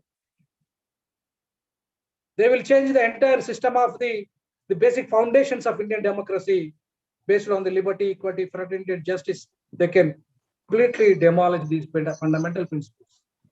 They want to, first of all, they want to remove the socialistic word and secular word, which incorporated by the Srimati Indira Gandhi to combat communalism, to combat the left parties or the communist influence by Russia and China. If they can capture the political power, the communists can capture the political power in India also by influencing the communism, to combat the communist forces.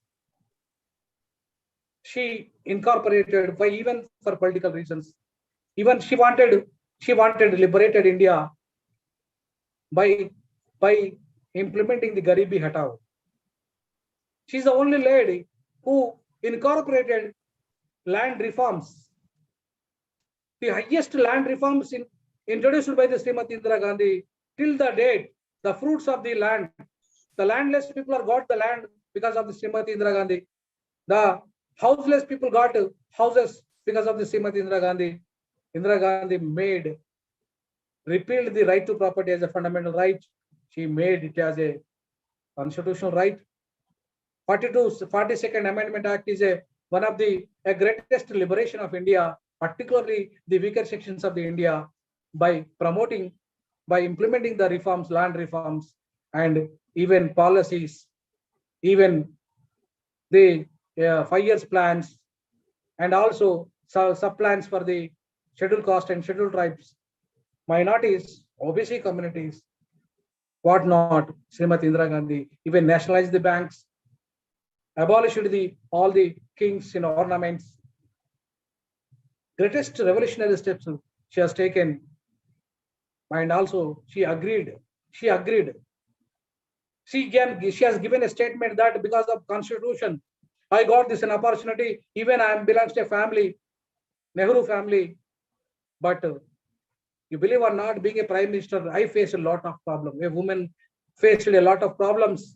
A widow, particularly a widow woman in Hindu society, a widow woman will get so many problems. They never treat as a even human being. Being a prime minister, she faced a lot of problems. The attender cannot, respect the prime minister or office. That is the status of a Hindu widow being a prime minister. So that is the reason why she wanted to implement the policies, reforms. So she declared emergency. Maybe it may be wrong or right, but that was stopped the male hegemony in Indian politics. that was stopped to implement, that was, to liberate India, to at least to implement the land reforms. So that is one of the, key concept of the inclusion of the concept of the socialistic word in the preamble itself, the constitution itself. Even why Srimati Indira Gandhi incorporated secularism? Because to combat the communalism. To combat the communalism, she wanted to implement it, because the communal forces, if they arise and capture the nation, definitely the India will become a Hindu state or the Hindu-dominated state. But I want to tell you, my friends, what do you mean by the Hindu? Hindu is not a religion, according to Supreme Court. According to Supreme Court judgment, it is a geographical indication.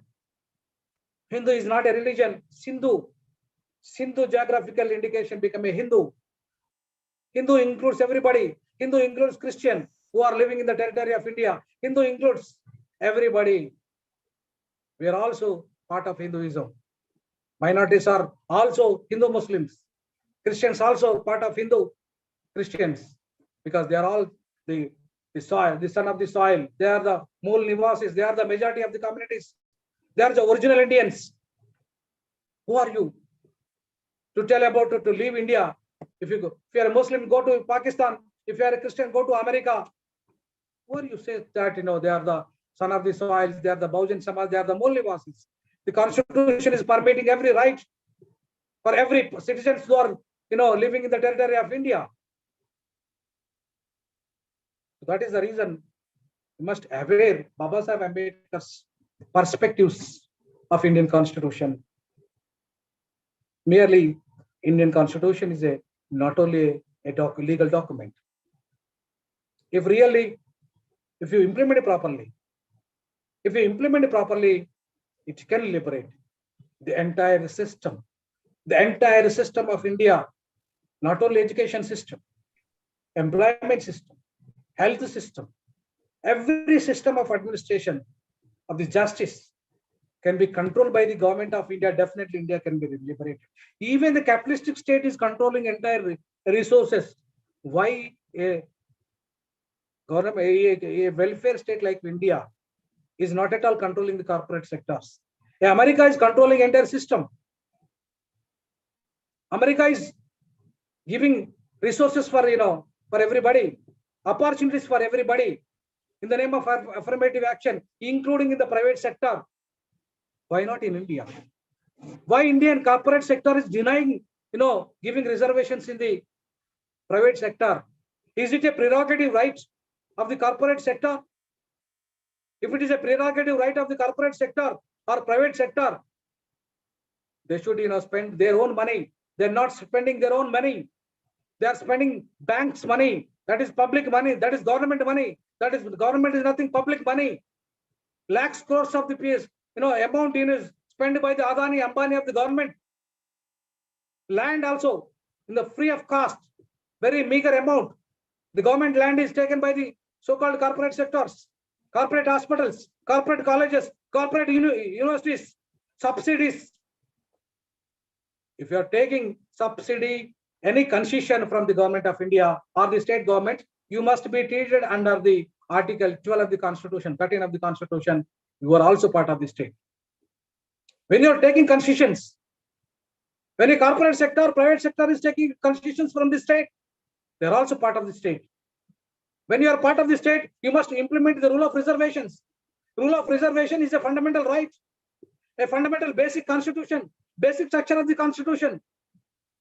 It is not a mercy. Rights are not mercy. Even reservations are not mercy. Under Article 15.4 and 16.4 of the Indian Constitution, it has become a fundamental right. No court can violate fundamental rights. No government can violate fundamental rights. They don't have. Ultimately, the supreme law is the land of the Constitution. Constitution is supreme, not the Prime Minister, not the Cabinet, not the President, not the CMs or MPs or the citizens. Supreme law is Constitution. Fortunately, architecture or father of the supreme law is our Baba Sahib Ambedkar. our liberator, our emancipator. So that is the reason we must, fortunate. We must proudly say that, Baba Sahib Ambedkar is our forefather, is a world intellectual. We are none other than anybody. We are not low anybody. We are equal with anybody. We are equal with everybody. Constitution has given equal rights for everybody. No lower caste, no upper caste. No hegemony of the upper caste. From 1950 onwards, all are, abolished. Equal status and equal rights, equal dignity, fraternity, justice, social, economical, and political. Who will claim prerogative right? My son will become a chief justice, or my family or Brahmin community should have a prerogative right to occupy the key chairs. Is it written in the constitution? Or some sections of the society should occupy the key chairs? Only that, communities are having the merit. Why you are denying? Why you are denying it to enter into a holiest, institutions like, House of the People for women? Women is denied. Women is backward. We must forward them in political, in education, in employment. That is ultimate of the aim of the justice. Baba Sahib Ambedkar wanted that. Constitution wanted that. Special provisions are given under Article 15, Clause 3. Why you are stopping? Why you are violating the fundamental rights of the Constitution? Do you have that right? No. Nobody is having the right to violate the fundamental rights. Fundamental rights are the basic structure of the Constitution. But unfortunately, who are capturing the political power? Who are capturing the political power? The so-called upper caste people are capturing the political power. They have the right to implement the Constitution of India. Majority people are not capturing the political power. Ambedkarites are not capturing the political power. Or those who are understanding the Constitution, they are not capturing the political power. People are not voting these people. The manipulator, land grabbers, the casteist forces, or the corporate sector, corporate forces are entering into politics. Politics is a good profession as per Constitution. As per Constitution of India, the House of the People are supreme. Not the priests, not the temples, or not the other. Constitution is, written. House of the People is supreme. It is making the policies. So Parliament is supreme as per Constitution, because Constitution is giving permission to make the policies. The majority people are not making the policies. The policy maker are different. They are making the puppets in the hands of the policy maker. The majority people are becoming puppets because of the so-called Gandhiji is joined electrodes, Pune Pact. Pune Pact is one of the conspiracy to suppress and depress the downtrodden communities, particularly Dalits, Adivasis, OBCs, minorities, including women. Ambedkar, that is the reason why Ambedkar always opposed Gandhiism. Gandhiism is anti-national. Actually, it is anti-constitutional also, as per me, because he's one side promoting the caste system, on other side is promoting to eradicate the untouchability. How it is possible? Until unless the caste exists, definitely untouchability also exists. My friends, even I respect Gandhiji's freedom struggle. I respect his role. I respect his contribution. But definitely, I oppose Pune Pact. Definitely, I oppose the status quo of India. Definitely, I oppose, because they wanted, Gandhiji also wanted a status quo of India. To liberate Indian Constitution. Indian Constitution is not a near legal document. It is a document for liberation. Naxalites, they are always using this word liberation. The Maoist or the other extremist groups also always using this word liberation. But my friends, I am using this word liberation. will possible only through democracy. But truly, if it is implemented, without bloodshed, the liberation can be implemented by the Constitution. Liberated society, liberated India, justified society, economical justified, social justified, political justified, gender justified, regional justified, language justified. That Ambedkar wanted. So Ambedkarism is not a just only going and garlanding the Ambedkarism on birth and death anniversaries.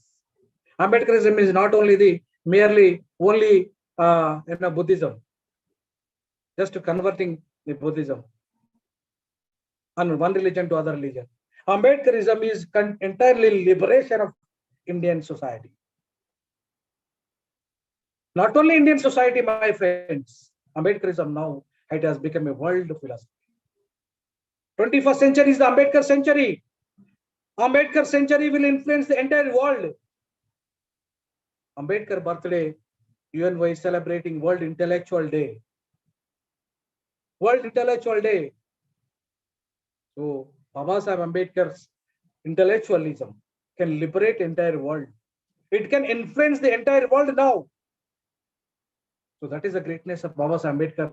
We can find out his ideas, little bit ideas in Constitution of India. That is liberty, equality, fraternity and justice, social and economical and political, and fraternity to promote the brotherhoodness, to promote socialistic state, secular state and sovereign state, finally a republic state. What do you mean by the republic state? What do you mean by the republic state? Most of the people doesn't know what is republic. Most of the people telling that, only they're knowing, they're telling that it is independent. Independent republic is nothing but independence. No, republic is quite different from independence. So this is, representative democracy. India is a representative democracy. Should take the opinions from the people of this country. The republic must be representative. The entire liberated country, socially, economically, politically, that is ultimate aim of the republic. Though communists always wanted a socialistic state, Ambedkar wanted always a republic state. Republic state, there is no suppression, social suppression, economical suppression, and political suppression. Republic representative for all communities, all aspirations, all people's opinions, equality, fraternity, and justice for all. That is the ultimate aim of the republic, promoting a republic society. So that is the reason why Ambedkar wanted a republic party. Republic Party of India, like US. So he wanted a liberation because Ambedkar studied in US. He studied the blacks movement. He studied the, Nazis movement. He studied the total historical perspectives, philosophical perspectives, economical perspective, particularly Indian economy also. Baba Sahib Ambedkar, Professor Amartya Sen, the Nobel laureate clearly mentioned that my guru, I will treat as Ambedkar as my guru in economics. Ambedkar theory of economics can liberate the entire world. That is a great contribution of Ambedkar economics. Ambedkar economics to India. So he proposed the RBI. He proposed the tax policies. He proposed the economical liberation for all weaker sections of the society, my friends. So if you continuously, I will go on telling the perspectives of Ambedkarism basing on the constitutional principles. It will take 1 more hour, but I don't want to take much more your time. Now it is 2 o'clock. Maybe you may be hungry. You will take your lunch. I will stop a little bit. The ultimate, the last word of Baba Sahib Ambedkar while dedicating to the Constitution, to the nation on November 26, 1949. He dedicated the constitution to the nation and stated that today onwards, we are entering in two societies. One is as per constitution, we are equal. The other one is as per society, we are unequal. It is a duty of the rulers to pacify the balance between the society and constitution.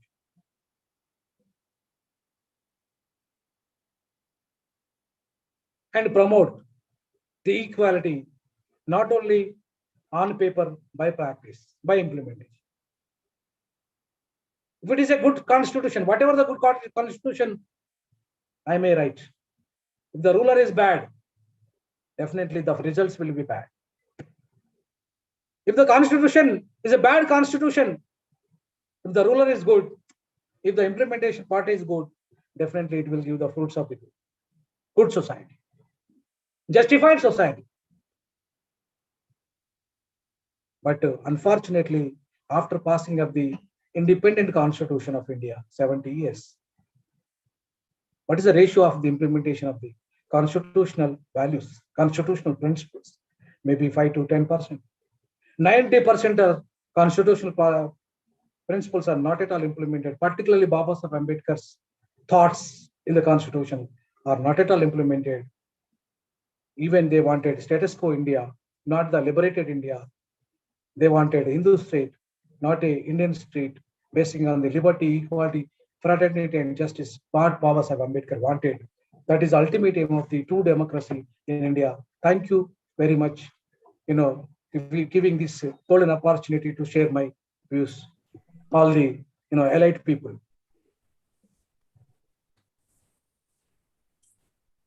Thank you, brother. Thank you, sir, for giving wonderful lecture on this occasion. It is my heartfelt privilege and I humble thanks to Professor Gali Vinod Kumar Garu, Department of Law, Usmania University, Hyderabad, Telangana, for delivering a guest lecture on constitutional provisions and social welfare in India, contribution of Dr. B.R. Ambedkar perspective. And Sir also explained about right to education. Education is a weapon, and nationalization of health system and industries, and also revealed Ambedkar wanted liberated India, and Sir explained very well about Article 12 and 15, and supreme law is the constitution, and also explained about Pune Fact, abolishment of the caste system. This information may be useful to the society, sir. This is a really good lecture and hopefully inspirational, knowledgeable, and informative and historical thought-provoking nice session, sir. This information already reached to everyone. You have spent your valuable time for sharing such wonderful message with participants. We are very much grateful to you, sir, for allotting your valuable time for this program. Thank you, sir. Sir, Thank you all of you. Sir, one request on the behalf of our participant. I will specially thank to Professor Vinod Kumar. Look like Dr. Baba Saheb Ambedkar. His speech also Dr. Baba Saheb Ambedkar. Very thought-provoking session. I never expecting this lecture because very wonderful session. It's a lively session. Very nice, Professor. Jai Bhim. I am Dr. S.S. Ramajayam. I am Dr. S.S. Ramajayam, guest faculty, Department of History, Dindivanam Government Arts College, Tamil Nadu. Jai Bhim, thank you so much, brother. Thank you so much, Jai Bhim, brother. Anyone? If any doubts, anybody wants any doubts, requesting participate. You finish within 5 minutes your doubt and clarification and question and answers. Hello. 5 minutes I am giving. Yeah, please. Hello. Hello, sir. Hello. Yeah. Sir, can I go ahead? Yeah, please. Go, madam. Thank you very much, sir. It was such an wonderful, insightful, and you give a different perspective of the concept what we were knowing till now. I just have a question. I can't differentiate, like as per your lecture, how can we differentiate between democratic setup and socialistic? I know it is of the people and that is oriented towards the state. But when it comes to welfare state, how can we differentiate these two concepts, democracy and socialistic type of governance? Socialistic governance is a part of democracy. Socialistic governance is a part of democracy. Democracy is having wider sense of definition rather than the socialistic. Socialistic word is a part of democracy. Democracy is not merely a political democracy or a socialistic democracy. Democracy includes for liberation. I told 4 noble principles of democracy: liberty, equality, fraternity, and justice. So here in justice, economical justice, social justice, and political justice. Economical justice includes socialistic pattern of the society. So when economical justice includes a socialistic pattern of the society, it is a part of democracy. So if there is no democracy, even you are getting economical fruits, there is no liberty, you are getting economical fruits, what is the use? If there is no freedom, you are getting economical fruits. What is the use? What do you mean by the democracy? Or what do you mean by the liberty, equality? What do you mean by the freedom? For example, I will tell you, husband is giving every everything to wife, but is locking wife while going to the employment or outside. Is locking. He is not giving freedom for the wife, but he is giving everything, including gold, everything. Is it known as a liberty or freedom? So that is the reason why. So socialistic democracy is a part of democracy. Socialistic pattern of state is a part of democracy. True democracy. If it is a really true democracy, even China, if it is it wanted a true democracy, it must give freedom. But China is not giving freedom. There is no liberty in China. There is no freedoms. Very little freedoms are enjoying in the China because of China is a monarch state. It is not a true democratic state. Even it is a communist state. So that is one of the lacuna in China, the state of China. Okay, madam? Okay, sir. Thank you very much. But my question is, what type of governance suits to India? We are blend of everything. We fit nowhere. It is privatized, a mixed economy. It is democratic, socialistic, everything. So what set of government? Actually, Ambedkar wanted the state socialistic country. What do you mean by the state socialism? Already I told. Ambedkar wanted all should be nationalized. All the requirements of the citizens, basic requirements of the citizens should be nationalized and freely, compulsorily given to every citizen of this country. If, for example, if you take Corona influenced every society, even the capitalist society, communist society, democratic society like India. Why common man is suffered? Even the rich person also suffered because there is no public policy. There is no free treatment for Corona. So because only the government hospitals are not at all satisfied, they are treated entire the victim people. So because there is no public policy, a national public policy, because Ambedkar wanted a state socialism in the name of democracy, but that was not implemented. So the so-called rulers are now they're captured entire the upper caste or feudals are captured the nation, and they wanted implementing according to their needs, according to their foods, their benefits, not the public benefits. Because publics are voting by taking money. Public are by taking money and influencing the this and that. The public are voting. The people doesn't know about the constitution and the constitutional values, constitutional fundamental principles. Who violates the constitution? We are voting that person to implement the constitution. How can the India can be justified, madam? So as okay, if anybody wanted to doubts, please even WhatsApp me. Might take my number 9390 11 9889 9390 11 9889. If time is not permit us, definitely you can just WhatsApp this number and I will give the answer. Anyone? Hello, Jebim sir. Jebim sir. Sir, Vinod Kumar sir. Sir, Vinod Kumar sir. Once again, your mobile number. Once again, tell me. Mobile number. 9390. 9390. 11. 9889. 9. 9390 119889. Yeah. Okay, bro, sir. That I is will my contact. contact number. I will contact you, bro, sir. I am Dr. Ramajayam from Tamil Nadu. Yeah, please. Very nice presentation. Okay, thank you. Jai Bhim, sir. Sir, Jai Bhim, sir. Sir, This is this is Pramod. Yeah. This is Pramod. Sir, Vinod, sir. Tell me, Bhuvanesh. Sir నాకు ఒక 2 క్వశ్చన్లు ఉన్నాయి sir. Social మీడియాలో బాగా popular అయిన 2 questions. సాధారణంగా ఏం చేస్తున్నారంటే కాన్స్టిట్యూషన్ డ్రాఫ్టింగ్ కమిటీలో అంబేద్కర్ పాటుగా ఇంకొక 6 ఉన్నారు. ఆ 6కి అంబేద్కర్ కు మాత్రమే ఎందుకు అనేది ఒక క్వశ్చన్.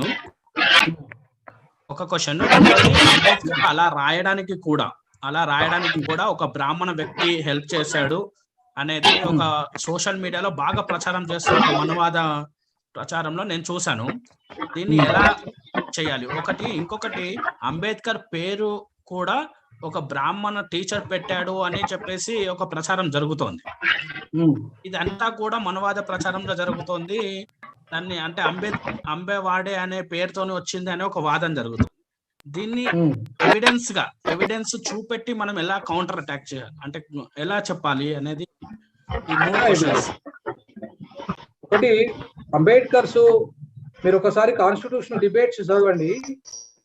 జీసీవి సుబ్బారావు రాశాడు కాన్స్టిట్యూషనల్ డిబేట్స్. కాన్స్టిట్యూషనల్ డిబేట్స్ లో మీకు చాలా ఇంగ్లీష్ లో చెప్పండి సార్, అందరికి అర్థమవుతుంది, అందరికి ఆ డౌట్ ఉంటుంది సార్. కొంచెం క్వశ్చన్స్ కూడా ఇంగ్లీష్ లో కొంచెము ట్రాన్స్లేట్ చేస్తే కొంచెం బెటర్ ఏమో అనుకుంటున్నాను నేను. క్వశ్చన్స్ కూడా GCV Subbarao constitutional debates. Okay sir. మీరు దాంట్లో చాలా స్పష్టంగా what is the role of doctor BR Ambedkar, what's his contribution, phrased by Nehru, phrased by all the prominent leaders of this country, who are the members in the Constituent Assembly. So that is the only evidence. That is the only evidence you can give. So that is the evidence you can rightly points out. So that is the answer also. Who are blaming Ambedkar's contribution, because all the 6 members are not at all, they are not well. Somebody is not in Hyderabad, somebody is not in Delhi, somebody is died. Already clearly mentioned what why Ambedkar so only made his efforts and his time, his money, his sacrificing, even suffering with all the diseases also. Yes. How Ambedkar contributed to promote, to frame Indian Constitution. What is his role? You can find out in the G.C. Subbaraw's constitutional debates. And also, one more book, a very prominent book by Ambedkarites, written by Dr. Ambedkarite, Busi, S.N. Busi, is one of the IRS officer who retired from the IRS service, who written about the Constitution in 8 volumes.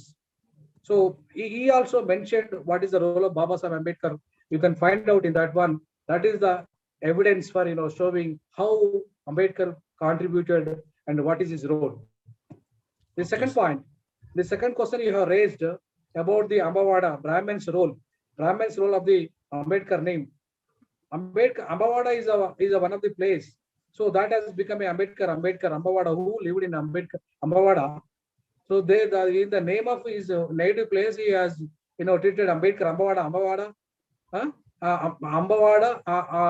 Bhimrao, Ramji, as became Ambedkar. Ambedkar is I think somebody is telling that Ambawada, somebody is telling that is his guru's name, or there is no clarity at all, there is no particular evidence at all.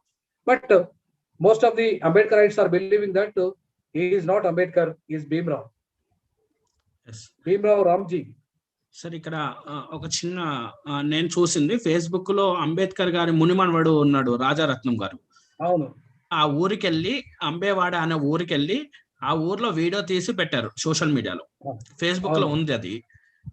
అయితే ఇక్కడ controversy ఎక్కడ వస్తుందంటే అది మనమేమో ఎక్కువ ప్రచారం చేయలేకపోతున్నాం. అంటే అంబేవాడ అనే పేరుతోనే అంబేద్కర్ పేరు వచ్చిందని చెప్పేసి ఆయన యొక్క వాదన. కానీ మనవాదులు ఏం చెప్తున్నారంటే గురువు గారు నచ్చి అంబేద్కర్ అనే పేరును తెచ్చారని. దీంట్లో ఇంకో కాంట్రవర్సీ ఏంటంటే అంబేద్కర్ మించిన గురువు లేడు. అంబేద్కర్ మించిన గురువు లేడు కానీ కాకపోతే అంటే అంబేద్కర్ కు చెప్పిన గురువు అనే వర్డ్ నా ఉద్దేశము. అయితే అంబేద్కర్ అనే పేరుతో మనం బ్రాహ్మణులు ఎవరు కూడా ఇప్పటి వరకు ఇండియాలో ఎవరు లేరు అంబేద్కర్ ఇంటి పేరుతో. సో ఈ ఎవిడెన్సెస్ మనము ఏమైనా కలెక్ట్ చేసి అంబవాడ మనం అయితే 99% అంబేద్కర్ వాదులంతా నమ్మాల్సింది ఏంటంటే అంబేద్కర్ మనవాడు చెప్పిందే కరెక్ట్. అదే ఎందుకంటే ఇప్పుడు అంబేద్కర్ మనవాడు చాలా విషయాలు, లోతైన విషయాలు అధ్యయనం చేస్తున్నాడు. ఎక్కడెక్కడ ఏం జరుగుతుందో, ఎక్కడ లేకుండా వస్తున్నాయో అని చెప్పేసి వాటన్నిటి క్లియర్ ఎక్స్ప్లెయిన్ చేస్తున్నాడు సోషల్ మీడియా ద్వారా. అవును sir. So you must believe that Ambedkar's grand son.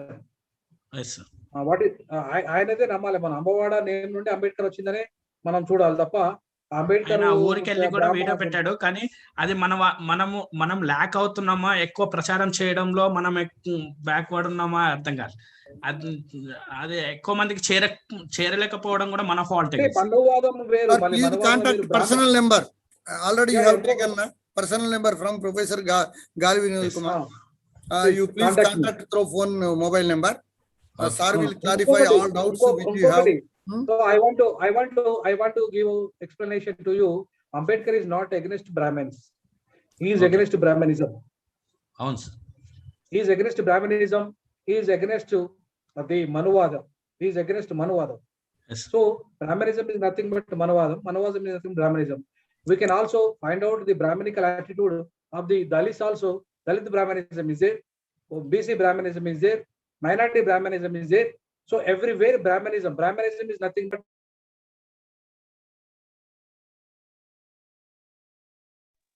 law of addition. Thank you. Uniting the people, Ambedkarism. Brahmanism is dividing the people. So we should not confuse that Brahmins are all Brahmins are Manavadis. No, nothing. Ambedkar never claimed that or never opposed that. Brahmins are different. Brahmanism is different. Sir, thank you, sir, for giving wonderful information on this occasion. It may be useful to everybody. So, once again, thank you, sir. Now I am requesting the Sri Ramya Garu to introduce today's guest of honor, Professor David sir. Okay, I can conclude now. Okay, sir. Thank you so much for all of you. I will be in touch with you, all of you. Thank you, sir. Thank you. Sri Ramya. Hello. Sri Ramya, please introduce today's guest of honor, Professor K. David sir.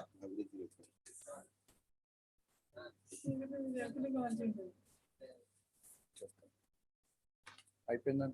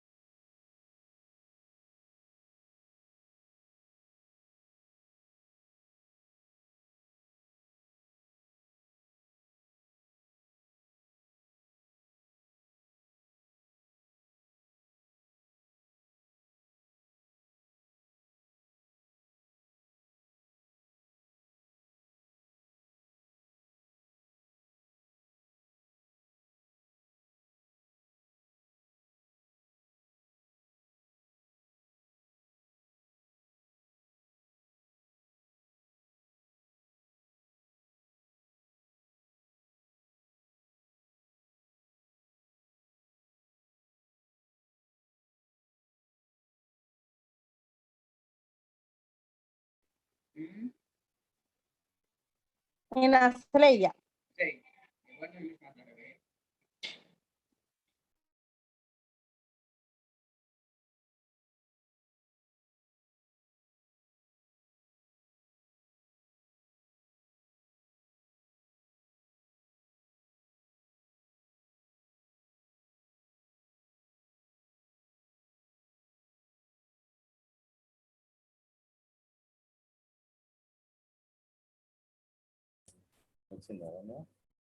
Please wait 1 minute.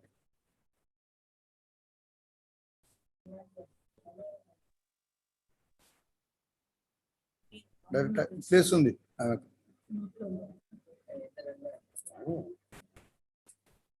ಎಲ್ಲರೂ ఇప్పుడు attendance feedback form నింపాలి కదా.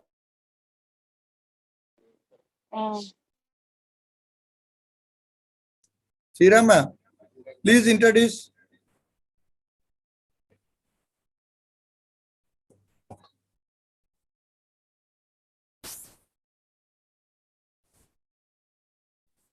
తిన్నానా sir? తినేస్తుందా? తిన్నా madam.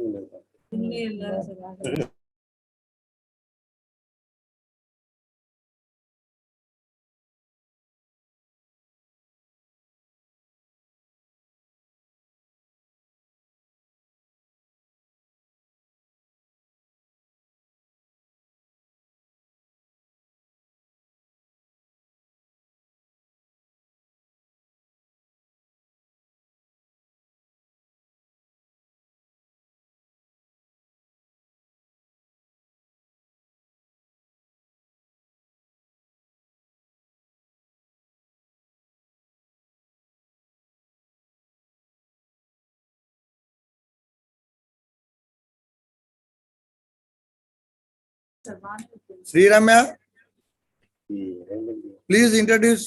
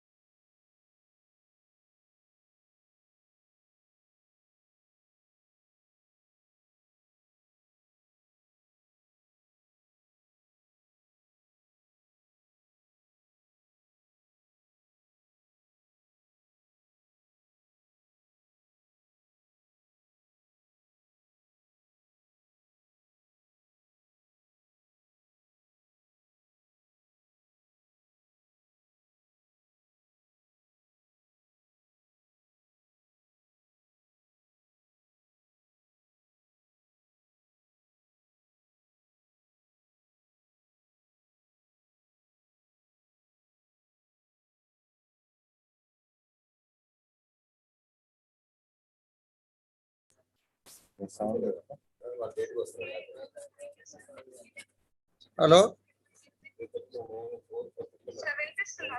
వినబడుతుంది. Okay. Thank you, sir, for giving me the opportunity of introducing Professor K. David Garu to the session. Professor K. David Garu was born on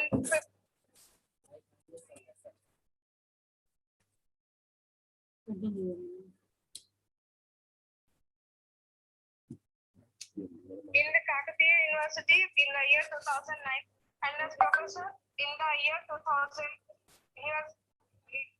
He has joined as professor. He was promoted as professor in the year 2009. For 4 times, he worked as HOD of Geology and Board of Studies in Geology for 4 times. He also worked as warden from 1995 to 1997. He worked as secretary for Sports Board in the year 2005 to 2007 and as additional controller of examinations for 2007 to 2010 and as controller of examinations in the year 2011 to 2012. He also worked as principal University College Kakatiya University from 2019 onwards. He also working as Dean Faculty of Science from 2021 onwards. He has more than 40 national and international publications and he has presented 3 papers in various international seminars. Thank you, sir, for giving me the opportunity for introducing Professor K. David Garu to the session. May I request Professor K. David Garu to deliver his valuable speech on this occasion. Thank you, sir.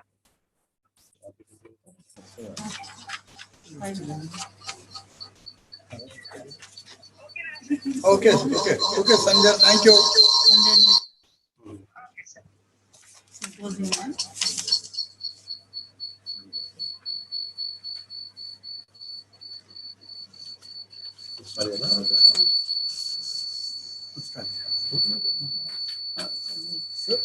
Thank you, Sri Ramya. Sir, please proceed.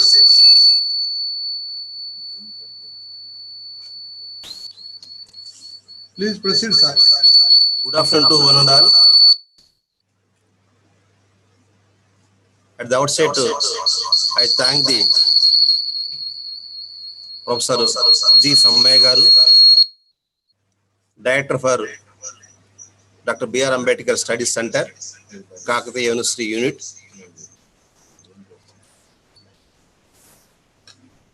He organized a one-day national seminar on democracy and social welfare in India.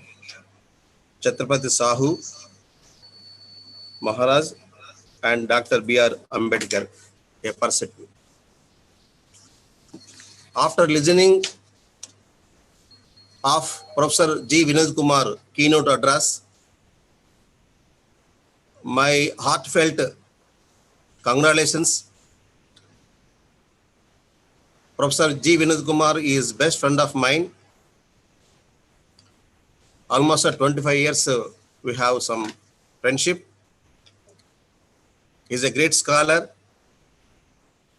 law professor, and he attended so many international seminars, especially on Dr. B.R. Ambedkar studies. So after listening all this his lecture, it is very difficult to talk on present topic. Now coming to the Sahu Maharaj, Chhatrapati Sahu Maharaj. Today is a birthday. He was born in 1874 in Kolhapur Kingdom, Maharashtra. Maharashtra is such a very good state in India, produced of many freedom fighters, social reformers, educationalists also. If you see the list of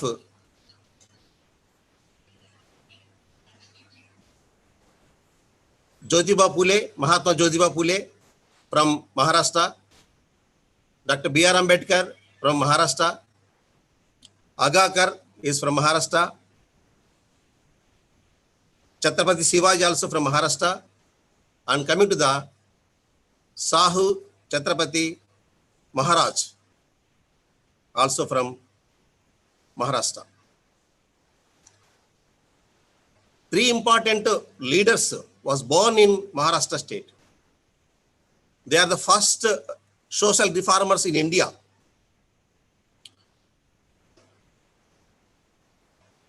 Mahatma Jyotiba Phule was born in 1827 and he was died in 1890. Chhatrapati Sahu Maharaj was born in 1874, was died in 1922. Then coming to the Dr. B.R. Ambedkar, 1891 to 1956. Chhatrapati Sahu Maharaj was almost the first reformer, not first reformer. Before Chhatrapati Sahu Maharaj, Mahatma Jyotiba Phule was there. But he was a great king, Not only great king, a great reformer.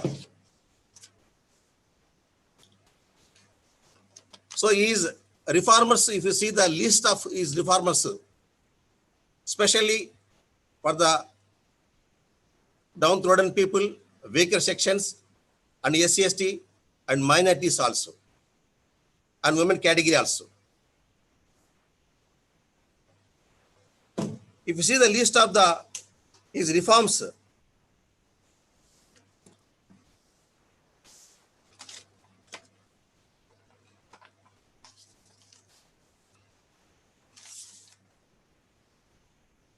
he abolished the practice of setting up separate schools for upper caste and lower caste. Earlier in India, entire India, there was two classes people are there, untouchables and touchables. So touchables are, that means non-Brahmins and Brahmins. Brahmins having separate schools, whereas non-Brahmins are having another separate school. And untouchables are having even education that they don't have. But after coming of Mahatma Jyotirao Phule and Sahu Maharaj, they established schools for the untouchable people also. So that system he has abolished. He has established schools for the common for all, both Brahmin as well as non-Brahmin, sitting together and they are educated. They are given educated. That is a great change in India. Not now. This was happened almost all 130, 140 years ago. Then coming to he eliminated caste discrimination. Caste discrimination eliminated. So in order to eliminate the caste discrimination, he encouraged intercaste marriages in those days. So that was a great thing he did, Sahu Maharaj. He provided 50% of the jobs for the weaker sections. Almost all in India, that was the first time for the weaker sections, 50% of the reservations given jobs to the weaker sections, both BC, SC/ST, and minorities also. That was there.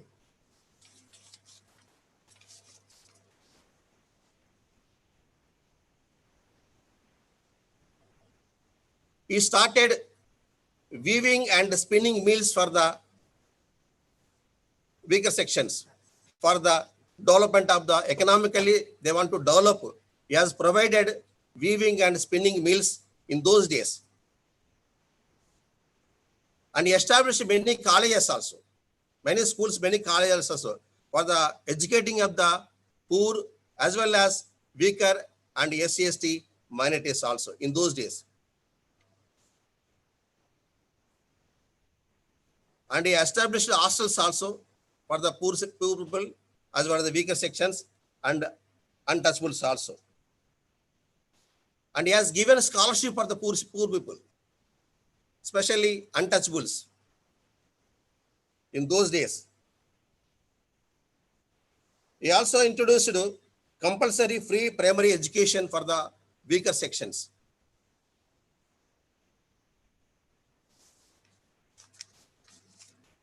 Coming to he established a Vedic schools. So Vedic means in those days, Vedic Padashala, Vedic schools only meant for Brahmins.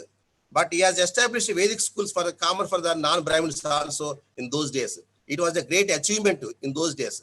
So one should have say guts because he was a king. He was a king. That's why he has forcibly established. He has changed a phenomenal changes. He brought it because of forcibly king. He has introduced the system. All this is forcibly. That's why a lot of changes are occurred in those days.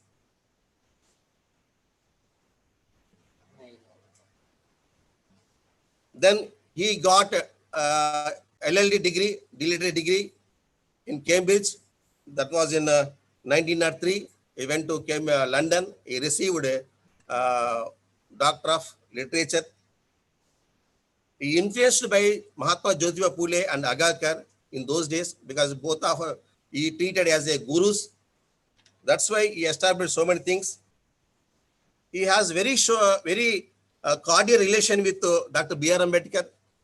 He encouraged Dr. B.R. Ambedkar, his knowledge, his studies, and his questioning. So now he was died in 1922. In those days, Ambedkar is coming uprising, just like a star, a big star. So King was encouraged him to all corners of financially and socially and morally, psychologically. He supported Dr. B.R. Ambedkar. So if you see all these things, we should know that Sahu Maharaj, actually Sahu Maharaj's original name is Yashwant. But he did several things, not one thing. You take any field, you take not only education, not only cultural point of view, not only marriage point of view, and not only establishing the schools, hostels, jobs, producing of project and employment and irrigation projects also. You touch any field, he touched all the fields for the betterment of the poor people, especially weaker sections and untouchables also. So that means his contribution is really unforgettable, recognizable in history. Sahu Maharaj was one of the greatest king ever. Before Sahu Maharaj, after Sahu Maharaj, we can tell our students also. So lot of his works. Just now, our Dr. Professor Vinod Kumar given a beautiful lecture on this topic. So it's a great, it's my privilege and honor to be here as a guest of honor to speak a few words about this beautiful seminar topic. And once again, I thank you all, one and all. I thank the Professor Sammaya Garu as well as Dr. Rajkumar Garu and Sammaya team also, and Professor Varalakshmi Madam, Principal of the Commerce College. I thank you one and all. I thank you once again. I thank you one and all giving me this opportunity. Thank you, Anna. Thank you, Anna. Thank you, sir. I don't know how to express my gratitudes and feelings, but anyway, thanks a lot to Professor David sir, University College of Kakatiya University, for giving a message on this occasion. This information may be useful to the society, sir. Thanks a lot, spending valuable time for this program. Thank you, Anna. Now I am requesting Professor P. Varalakshmi Garu give message on this occasion. Yes.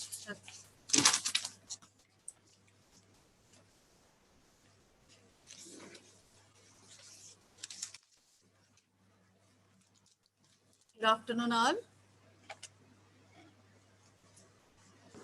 At the outset, I congratulate organizing team, Dr. L.P. Rajkumar sir, Dr. Nagaraj sir, and technical supporting staff, young and dynamic director of Dr. B.R. Ambedkar Study Center of Kakatiya University, Professor Radhe Sammaya sir. He keep on continuing the conducting several programs on this platform. So on that issue, I am personally congratulate Sammaya sir. Thank you, madam. So he conducted 5 programs on this platform, namely conducting one program. First program is conducting national level 1 week workshop on Dr. B.R. Ambedkar philosophy and movement. The second program is national level symposium on Buddhist preaching. Third program is national level 1-day workshop on Mahatma Jyotirao Phule. And another program, 1 week national workshop on revival of Buddhism in India. Another great program is 1 week national level workshop on socio-religious institutions and in India, Phule and Ambedkar perspective. So for these kind of programs, he is keep on continuing conducting this program, and he is wearing all such kind of issues for the society. Coming to the topic is, so Sahu Maharaj his name is Rajarshi Sahu, was considering a true democratic and social reformer. Sahu Maharaj was able to rural, who was associated with many progressive policies during his rule.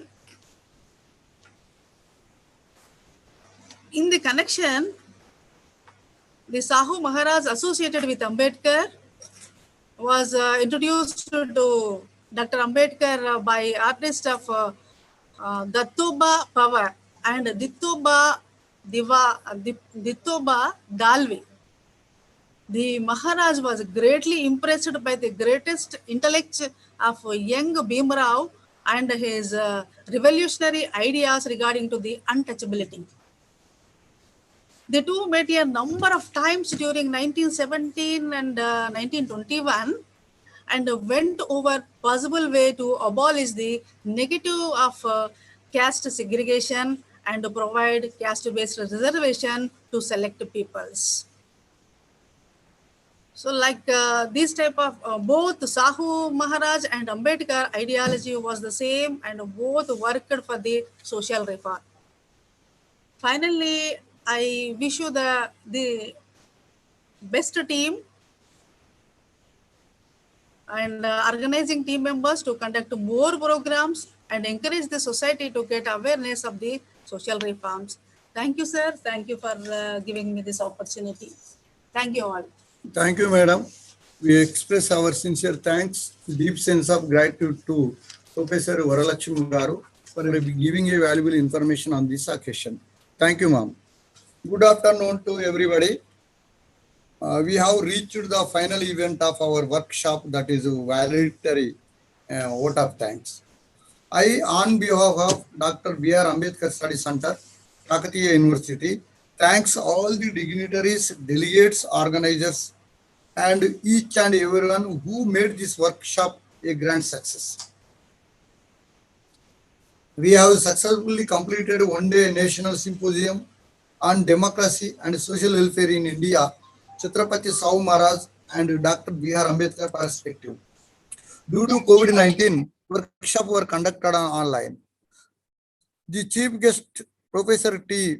Ramesh Garu, Vice Chancellor of Kakatiya University, Warangal, Telangana State, graced this session and is supporting me to conduct the national symposium successfully. And also another valedictory chief guest, Professor R. Mallikarjun Reddy Garu, graced the occasion, and he is a Registrar of Kakatiya University. And Professor P. Varalakshmi, Dean Faculty of Commerce and Business Management, Kakatiya University, was the moderator of this program. On this occasion, Professor K. David Garu, Principal, University College of Kakatiya University, was the guest of honor. The keynote speaker for this session was Professor P.D. Satyapal Garu, Department of Anthropology, Andhra University, delivered a lecture on evolution of social welfare in India, contribution of Chhatrapati Sahu Maharaj, and also explained about very well importance of Article 38. He explained that our is a secular country. Another keynote speaker, Professor Gali Vinod Kumar, Professor of Law from Usmania University, Hyderabad, Telangana State, delivered a talk on constitutional provision and social welfare in India, equity before law and equal protection of law, and also explained about the fundamental rights, and that is nationalization of education and health system and industries. Also revealed about Article 12 and 15, and Supreme Constitution is the supreme power of the supreme power, etc. He has given a wonderful information to us. And Professor M. Rajeshwar, UC Coordinating Officer, Kakatiya University, was the guest of honor. He expressed about the hard work of Dr. B.R. Ambedkar towards bringing in equality in society. It is my heartfelt privilege to thank our Honorable Vice Chancellor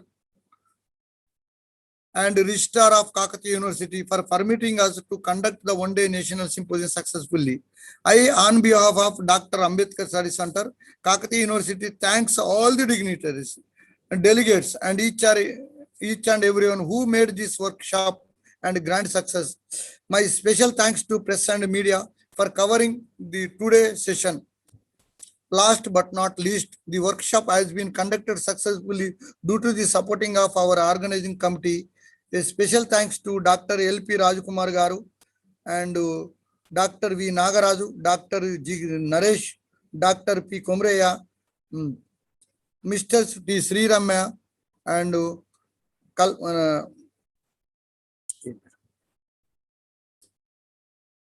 Leelavati, Dr. Leelavati. And thank you one and all for giving this opportunity. Before leaving this session, you should fill the attendance link form. Then only you will receive the attendance certificate. Thank you, cooperate.